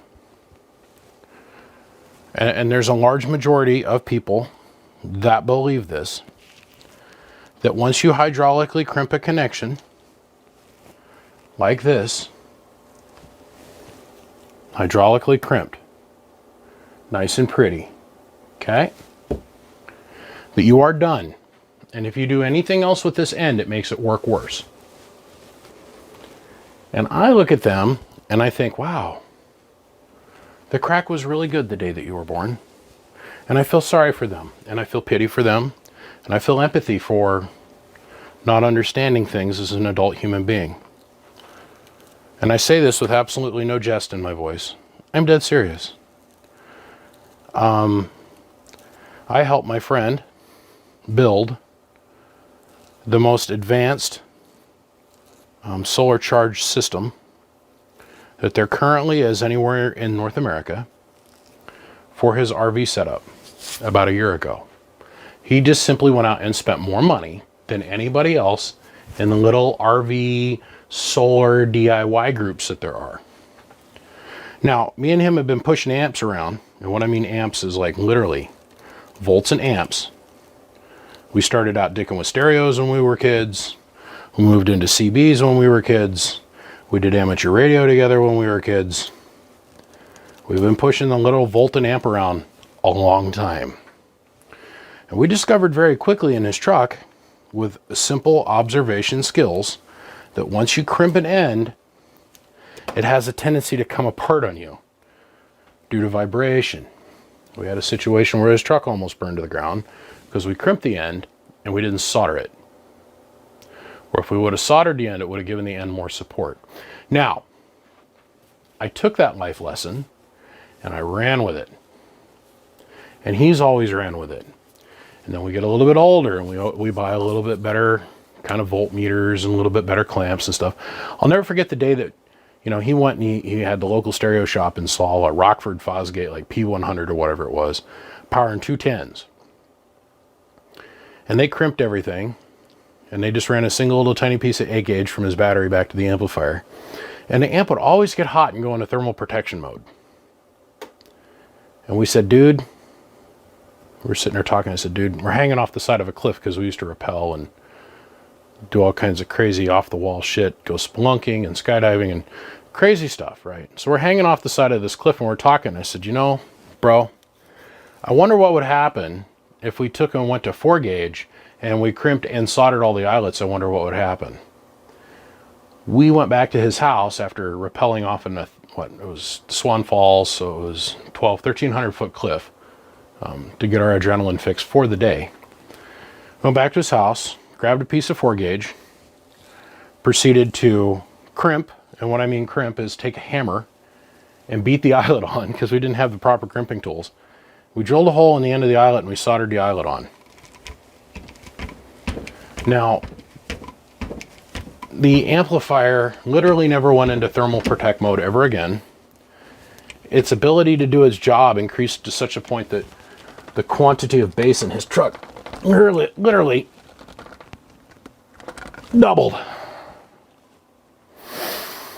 And since that day, with that simple amount of observation, I have made an unbelievable effort to hydraulically crimp and solder every eyelet.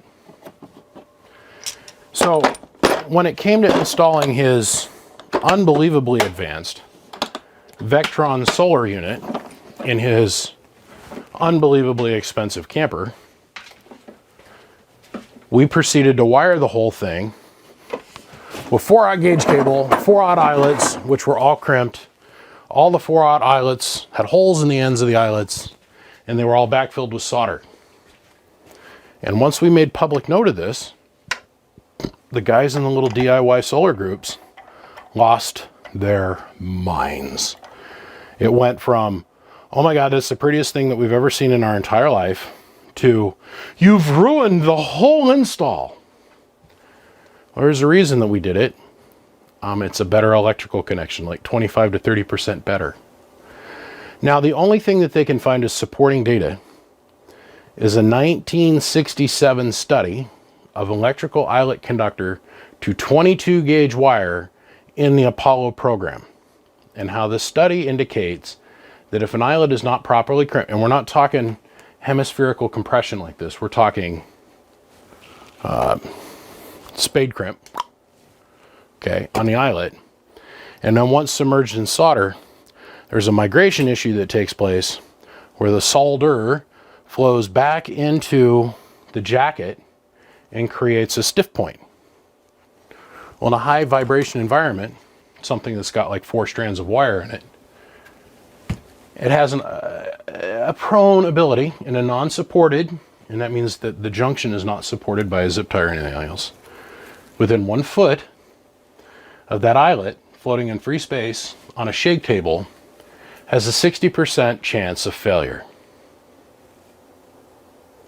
Statistically, let that sink into your brain for a minute. So they took a piece of wire, they put it on a shake table, and they jiggled it at about 4,000 rippems per second. And because of the solder backflow, which would be inappropriate solder work in the first place, creeping back down the wire creates a brittle spot. There's a 60% chance of failure. This is the study that all of these guys in this little DIY solar groups go and cite. Now look, right, what I'm doing right now, it's heresy. Jesus is crying right now. He's got his hands over his face. He's crouched over. His knees are touching his elbows, and he's telling the angels to weep because of what I'm doing. Okay. We're going to talk this wholly through. We are. I am not submerging the eyelet in solder. I'm simply filling the void at the end of the eyelet full of solder.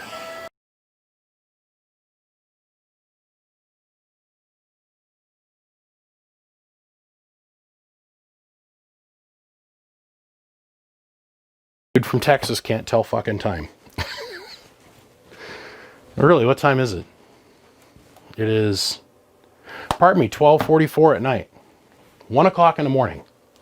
So even in Texas, it's 2 o'clock in the morning. And he thinks it's appropriate to call at 2 o'clock in the morning because he wants to talk to me about an amplifier issue. Weird. People are weird. No respect. No respect.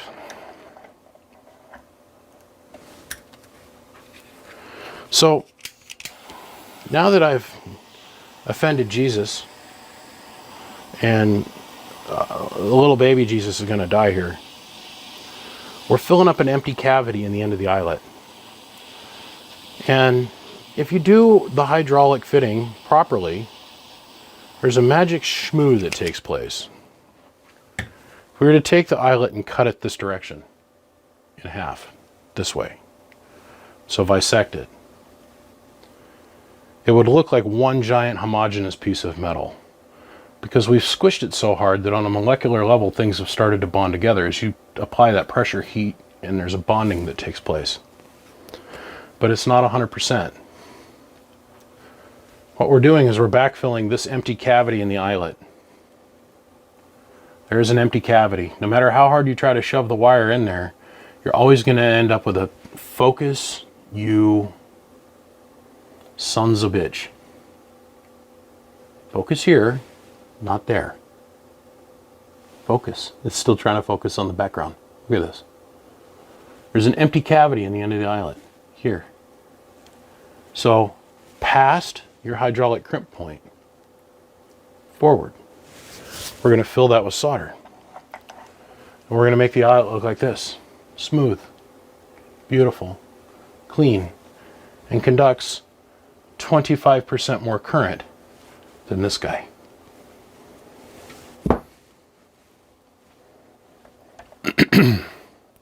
Those solar guys lost their minds. Words started to leave their fingertips through the great old interboobler. Words like noob, idiot, fool, dumbasses, retards, and a whole bunch of other words.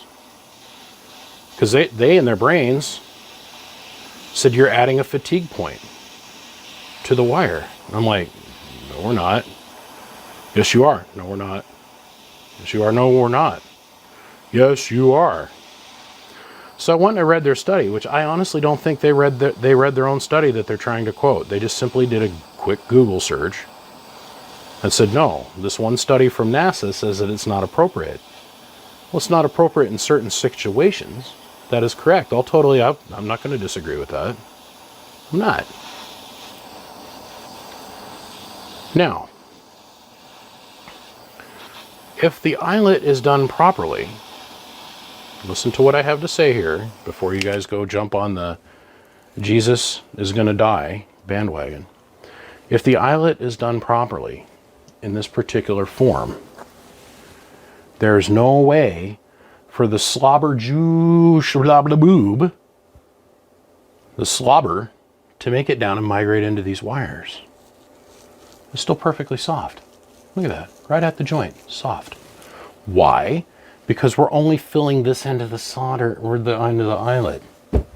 Now to try and explain that to a DIY solar system person, they can't. They're like fanatics.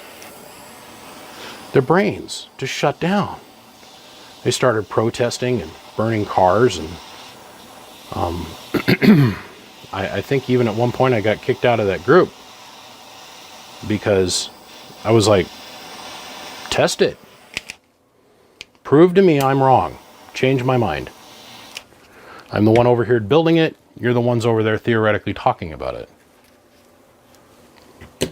Crimping is easier. It's faster. Is it absolutely necessary? No. But if you're trying to get every single little bit of resistance removed from the environment, there is always and always will be, no matter what anybody decides they're going to type with their little fingers into the internet, a difference between a mechanical compression fitting and an electrical connection. period. Don't give a crap what anybody else has to say about it. But BBI. Nope, don't care. Situation's closed. Conversation's over with. We're done. Now, what the guys in the little solar system group couldn't also get their heads fathomed around is that me and my friend we're remotely intelligent people. Okay, if I told you what he did for a living, you'd all be like, damn, he's smart. He's a smart guy. We took steps to do this thing called mitigation. Okay. You mitigate risk. When you go to take a drill bit and run it through a piece of metal, or you go and you get a grinder and you go to grind some metal, you start mitigating the ability for the thing that you're going to do to cause you risk that can cause you harm. Okay? So how do we overcome if we did this joint not proper with the compression on the fitting?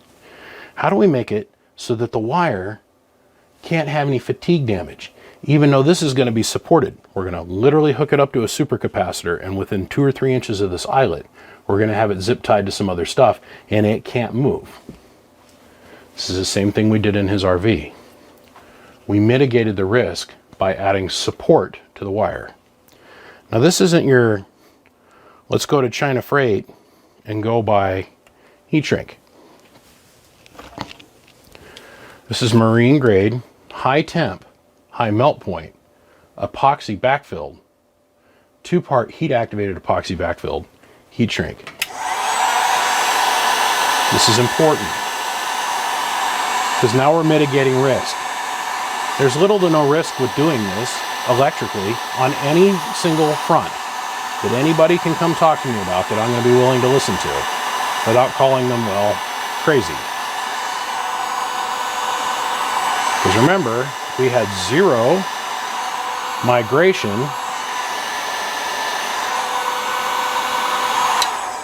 We had 0 migration of the substance at hand. No solder has left the eyelet. It's trapped above the compression fitting. But I'm telling you, if you measure it, that makes about a 15 to 25% difference in how much it can conduct. But now we're going to mitigate this risk.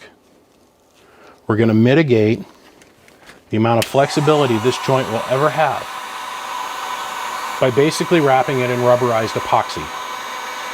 So now we've decreased the joint's ability to flex, move, or deviate from its original installation application position by 65%. Remember, we had a failure rate on something that had 3 or 4 strands of wire in it in the 60%. So we've now mitigated that risk to 0, actually a -5, roughly. And in the process, we've picked up a 25% less current restricted connection at 12 to 14 volts.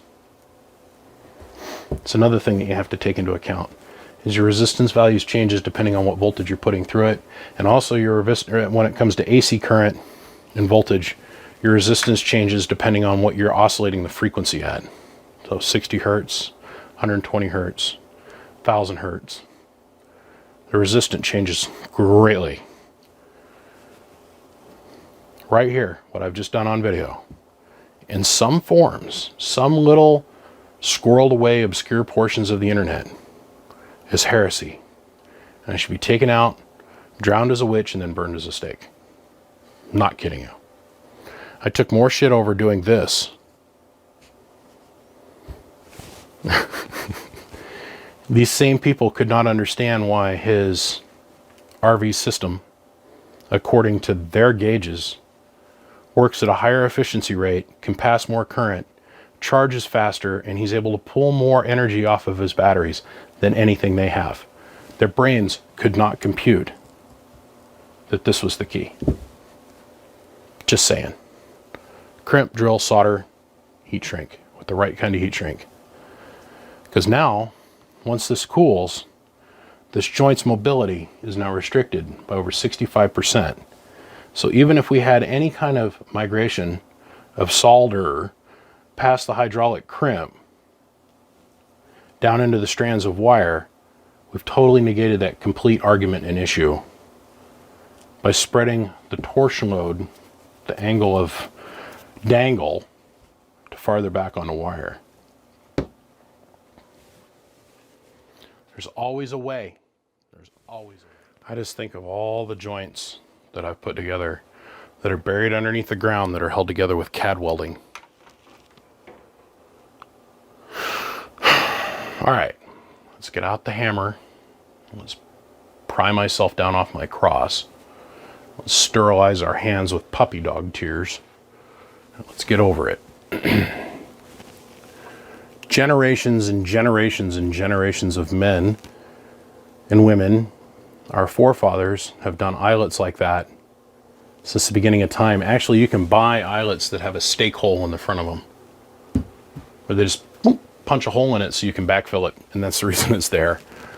The other way to do it would be with a solder pot. But for quick, easy, it's the only way to go. Well, guys, this is it. This is basically where we're at. We're done. Everything's wired in. I wanted to stop and I want to talk about this here real quick. We've got a 35 amp relay here for a reason. I could have easily gotten away with a 5 or a 10 amp relay because I wanted to take 100% of the electrical load off the remote. This is nothing new. I've done this in many other amplifiers. This is our remote on off. You're basically closing two wires together. This is our positive rail source, which comes up through the board here, gets distributed to this bus here. A little piece of weep current voltage goes off through here, goes off to a switch someplace where somebody goes click. The return signal voltage and amperage we have to keep very minimal, very small amount of current draw. Because you got to think most of these guys are going to go out and, oh, I just need 4 lead water. I can do it with the telephone wire. Okay. Not what I would suggest doing, but that's what some guys do. So we have to plan for the worst, pray for the best, right? We've covered this in many videos also as well. Doesn't take much to drive the coil. The problem is I have built a cabinet lid that has about a gajillion amount of amp draw for the fan, right? So we're looking at what? 9 amps worth of draw, 6 amps worth of draw on the fans, just the fans alone, right? And then we're going to have the full electrical potential of the coil for the relay that's going to be going through the switch. So no, we can't have that. We have to have that isolated. So we did it through this relay. The relay is bolted to the back of the cabinet, and we have the relay orientated in such this fashion so if he goes over a bump, the contacts on the relay won't slap on each other as he goes over a bump and cause the amp to momentarily shut off, which if he's on the foot pedal and has this thing keyed, could cause really bad arcing on the contacts. This connection down here at the bottom on the opposite side is our foot pedal, and really all we're doing is closing ground. Taking this connection off the relay and shorting it to cabinet ground. So we've got two wires, one that hooks up on ground here, and I could have literally taken and tied the wires together right here and just ran one wire, but this looks prettier. I thought it looked prettier. Me, myself, I was, oh, it's pretty.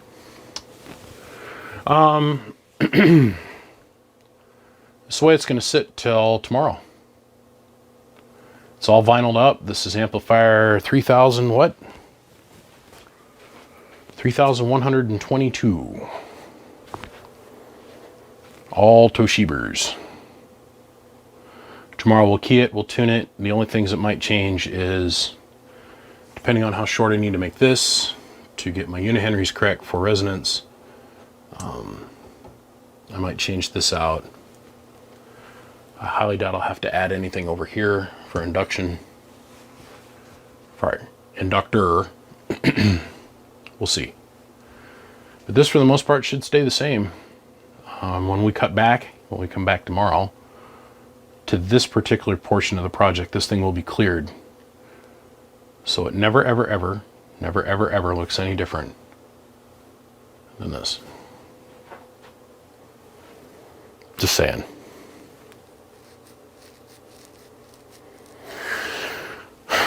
The only thing I wasn't really too happy about, that was kind of called in at the last minute, but we got it done, and it looks actually fairly well, is this extra ground bus. The customer requested that at the last 11th hour, and this is what I came up with. He initially just wanted me to take like a piece of like aught gauge cable or something and hook it up to the front end of the board, and then somehow string it back over here to our ground hookups. I don't roll that way. I know guys that do build like that, and that's not the way I choose to work. That, and I don't have any aught gauge like Teflon wire, so I went with this, and this adds a little bit more rigidity to the cabinet by doing it this way.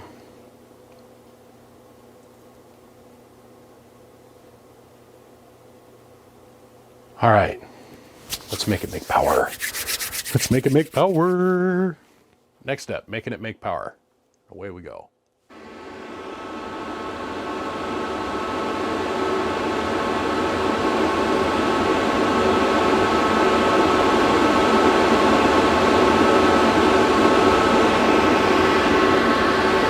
I don't know if you guys remember me talking about the fan draw and how that would work.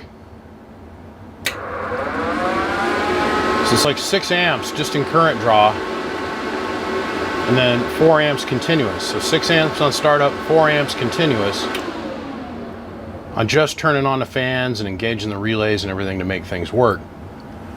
It's way too much hibby-majibby to be running through your remote cable, hence the reason for that relay on the inside.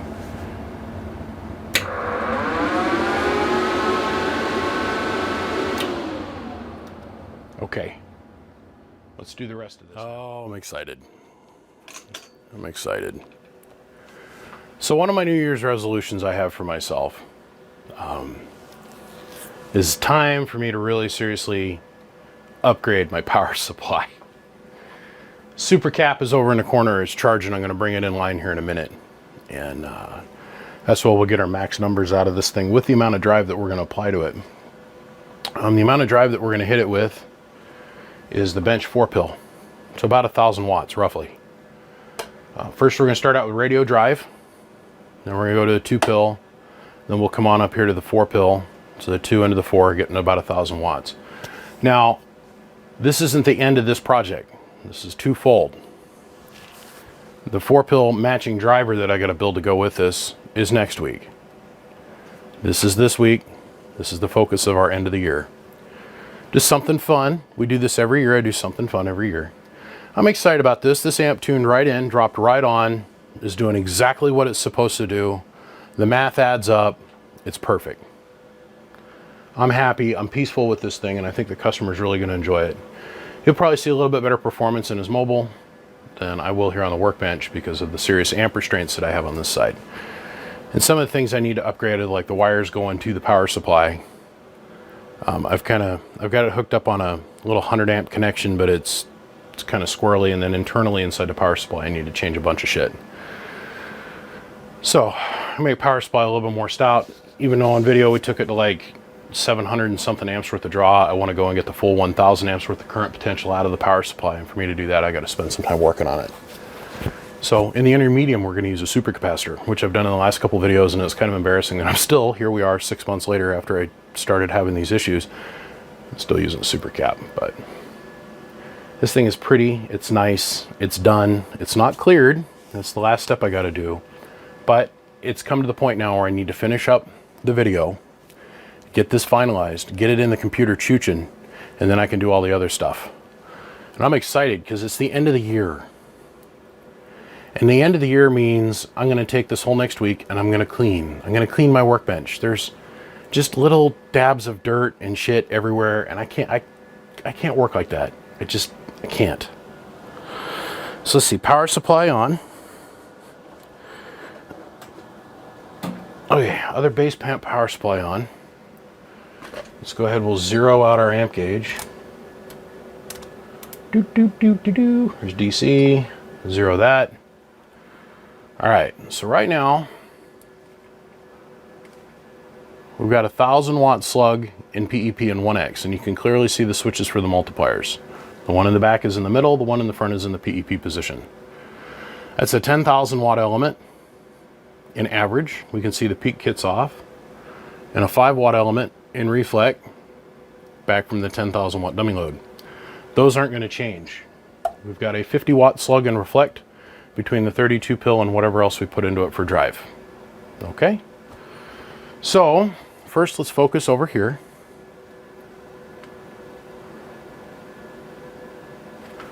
And we're going to start out with our 2950. Hello, 1 2 1 2. Hello, there's our 20 watts. Everybody is known to come and love. Flip the switch on. Hello, hello, 1 1 1 1 1 1 1 1. Hello, 1 1 1 1 1 1 1. So, the 1,000 watts slug on the output side, 20 watts going in. Hello, we're making about 200 watts of power. Let's come up on the 2 pill. Hello. Nothing impressive is happening so far. Let me tell you that right now. This is the 2 pill with 20 watts of drive. Hello. About 400 watts of peak power. Hello. That's impressive. You guys catch the amp gauge number down there in the left-hand corner? Hello. Now we're going to go to 2x. And what that means is when this needle's all the way to the corner, that's 2,000 watts of power. Hello. Railing it in the corner. All right, let's go down to 5. So now we're looking at that middle set of numbers. 10 is 1,000, 20 is 2, 3 is 3, 40 is 4. Hello. Hello. Right at, if not a little bit short, maybe 3,900 watts of peak power with 400 watts going in. So we're staying really close to our 10-to-1 input ratio. Now, we're going to start going up in drive. We're going to hit it with the 4 pill now.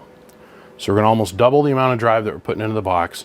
And you're going to be amazed, you start reaching this point of match saturation in the box, where it's just not going to give you anymore. It's just not. So, let's go ahead, we'll bring the 2x4 into play now. Hello. About 1,100 watts of drive. Hello. Off the scale. Just gone off the scale. And that's with on 14 volts.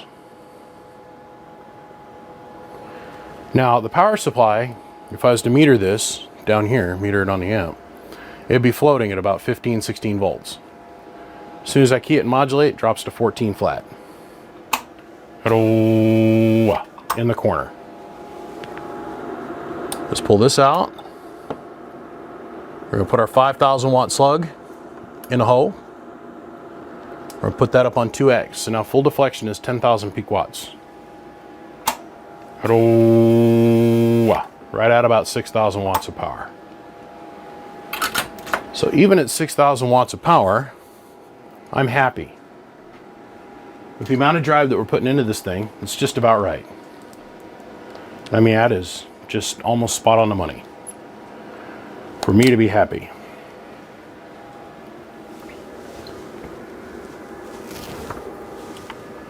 So, let's bring our voltmeter into play.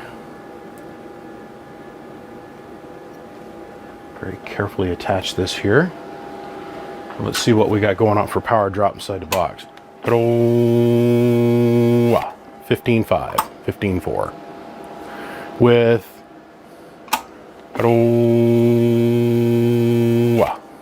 just short of 300 amps worth of current draw. We have yet to saturate this box. We're just out of drive. So now,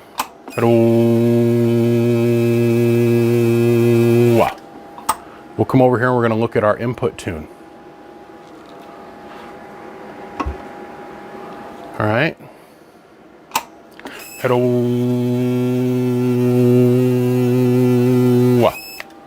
Hello. Hello. 4 or 5 watts of input tune with 1,000 going in. That's great. We could sit here and twiddly dink with it for the next 3 days, which I might polish it a little bit more, but still that's relatively low. Just a couple watts with 1,000 going in. That's good. And really all this is to demonstrate is that we're not creating false indicated power. You can take and jack up the input tune and make it crazy. Make it crazy amount of reflect, and it's going to represent itself over here on the output meters. I mean, hardcore, it's going to show itself as false power.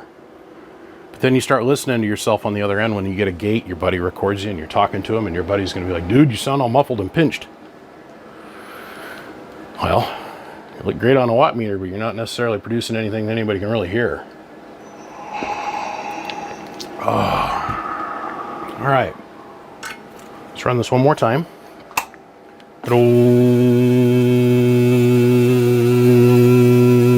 Audio. Amplifier's talking. Let's bring the supercapacitor in line. I don't think we're going to see that much performance increase. Maybe a couple hundred watts. I don't know. I haven't tested that. Obviously, it's not set up. Let's bring that supercap in line. I get questions about this all the time. So if I put a supercapacitor in my truck, how's it going to affect the electrical system? You want to put the supercapacitor as close to the amplifier as possible and have the supercapacitor sitting as a buffer between your electrical generation system, your alternator, and the rest of the vehicle, and your amplifier. And this is why. So we've got our single 500 farad cap in place, which if you were going to run a 32 pill, I would suggest that you have at least 1,000, preferably 1,500 farads worth of supercapacitance. Just by adding this one supercapacitor to the mix, let's go over here and look and see what it's done for the output potential. We'll come back to this shot here in just a minute. So we were seeing just like 8,500, or pardon me, 5,900 to almost 6,000 watts conservatively of output power. By adding that supercapacitor, we've now picked up almost a full kilowatt of output power. Another 800-900 watts. Now, if we can remember from the previous segment of this video, our voltage internally on the amplifier was dropping to 14.5, 14.6 on the money solid, without changing the voltage coming from our power supply, or otherwise what would be the alternator in your vehicle.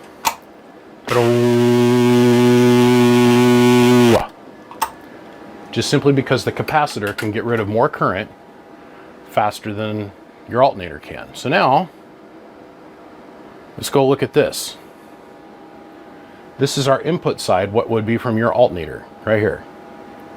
See how it's slowly counting down? Now it's pulling 2 amps, 1 amp, 1.5 amp.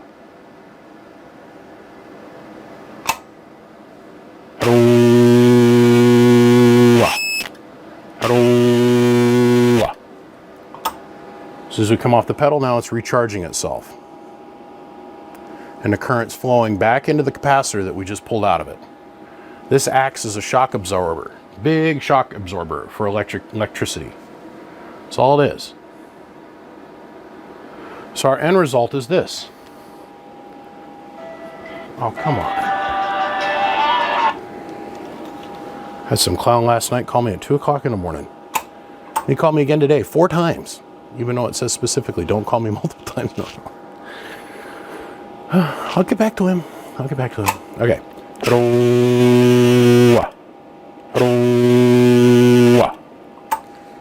But now, in turn, if we take this clamp, and we put it on the opposite side of the cap, we'll see that we're pulling little to no current. We're pulling over 400 amps, 460 amps worth of draw is coming out of that supercapacitor. But over here, we're seeing 150, maybe 200 amps at the most. So if you have a 200 amp alternator, all of a sudden you can run a 32 pill if you got enough supercaps and 1 battery.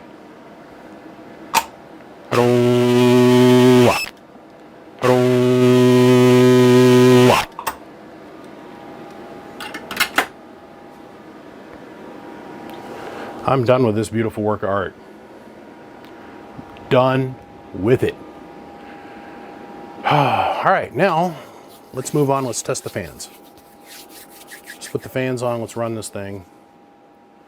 and then we'll be back. Okay, so now we got the fan lid on.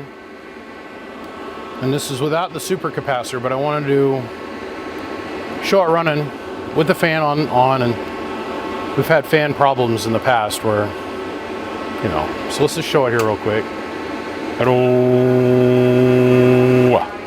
There's 6,000, no sweat. And the fans just kept on chooching. I'm excited about that. That makes me happy. All right. Well, we just went through the clearing process. This thing is done. And as each one of these things start to flash off, like different colors and the beads, these will eventually turn gray like these. They're just a little bit wetter than the others. It's no big deal. Gentlemen, I come to the end of this year. This is the last thing I get to work on in 2019. It's been a busy year. I got to work with a lot of people. I went to a lot of different things, seen a lot of different things. Went to a lot of hamfests. Went to several different breaks. This has been a very busy year for radio for me. And I'm really excited to see what 2019 holds for me in the future. Before I wrap this up, I want to give a big thanks to a couple different people. First and foremost, always is my wife. Next is Mr. Black Productions.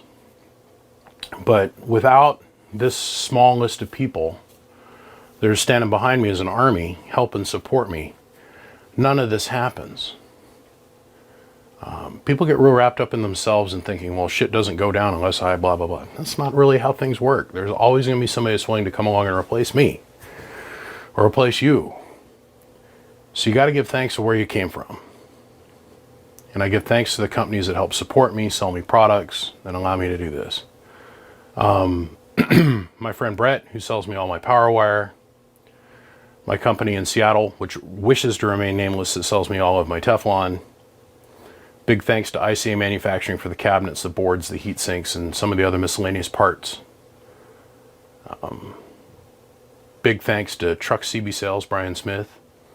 If it wasn't for him in the beginning, coming along and saying, hey, I want you to help fill this void that was left by another ant building company in his business, I probably would have thrown in the towel a long time ago. Big thanks to Big Rig Radio, who listened to my cry for help 3 years ago and said, hey, I want to help you grow your business and make it bigger, but I only want to help in a way that you feel is necessary. And he helped me grow this place exponentially. So big thanks to my buddy Zane. Big thanks to Tech9. I like this, brother. I know I don't have a lot of time to talk on the phone anymore, and I know neither do you. I know you're way covered up with work, and so am I. Tech9 has been a very steady mainstay. And what I mean by that is I send him a lot of work. A lot of guys call me and I can't help them. Especially here recently, since I haven't been able to take on any new work because I just don't have any new place to stack anything. I've been sending people off to him and my other good friend, Chris at BM Technologies.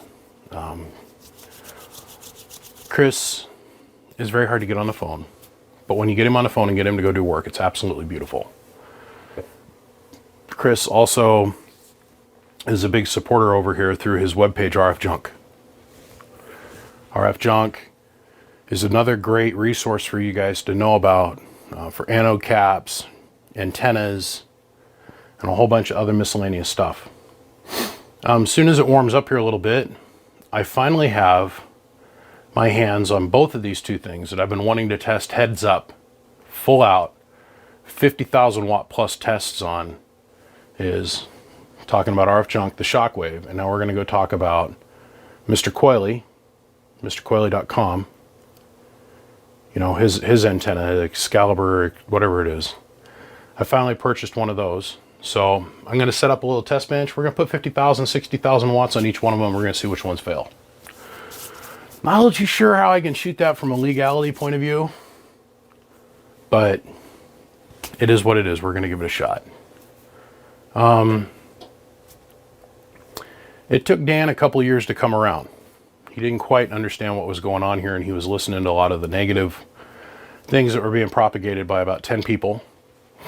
And he got his head all wrapped up in the Facebook drama for a little while, and it took him half of a decade to warm up to what we're doing over here. But Dan's coming around, and he's now a very big supporter of the BBI Bakerman brake, and it's just now the largest brake in the Northwest, and arguably one of the largest brakes on the West Coast. It's no joke. We had 300 plus people at our brake this last year. We gave out more money in cash prizes for our shootout than any other brake on the West Coast this year. And that's if you add up all the other brakes and all the other money that you could have won from being in the shootout on the West Coast, added them together, we still beat it double. And that brings me to Bullet Bob. Bullet Bob and Bullet Bob Burn CB Shop has really become a good friend of ours. Bob's a good guy. He's really trying to help service the radio community in California. And he's one of the proud sponsors of the BBI Bakerman brake. He was also the one that sponsored the shootout, the one that provided the trophies and most of the gifts. You don't succeed in this hobby without belief in yourself, others believing in you, the ability to do work and getting work done, and then having people wanting to have work done by you. You're just not going to be able to succeed. And that's the last thing that I want to come to, and the most important thing is I want to thank every single one of you guys that continuously try to send me projects, and the people that have projects here, I'm sorry. I'm doing the best that I can. This ate up a full week and a half. Each one of these major projects, and that's pretty much all I've seemed to have lately, is major, big, huge projects like this, eat up a ton of time.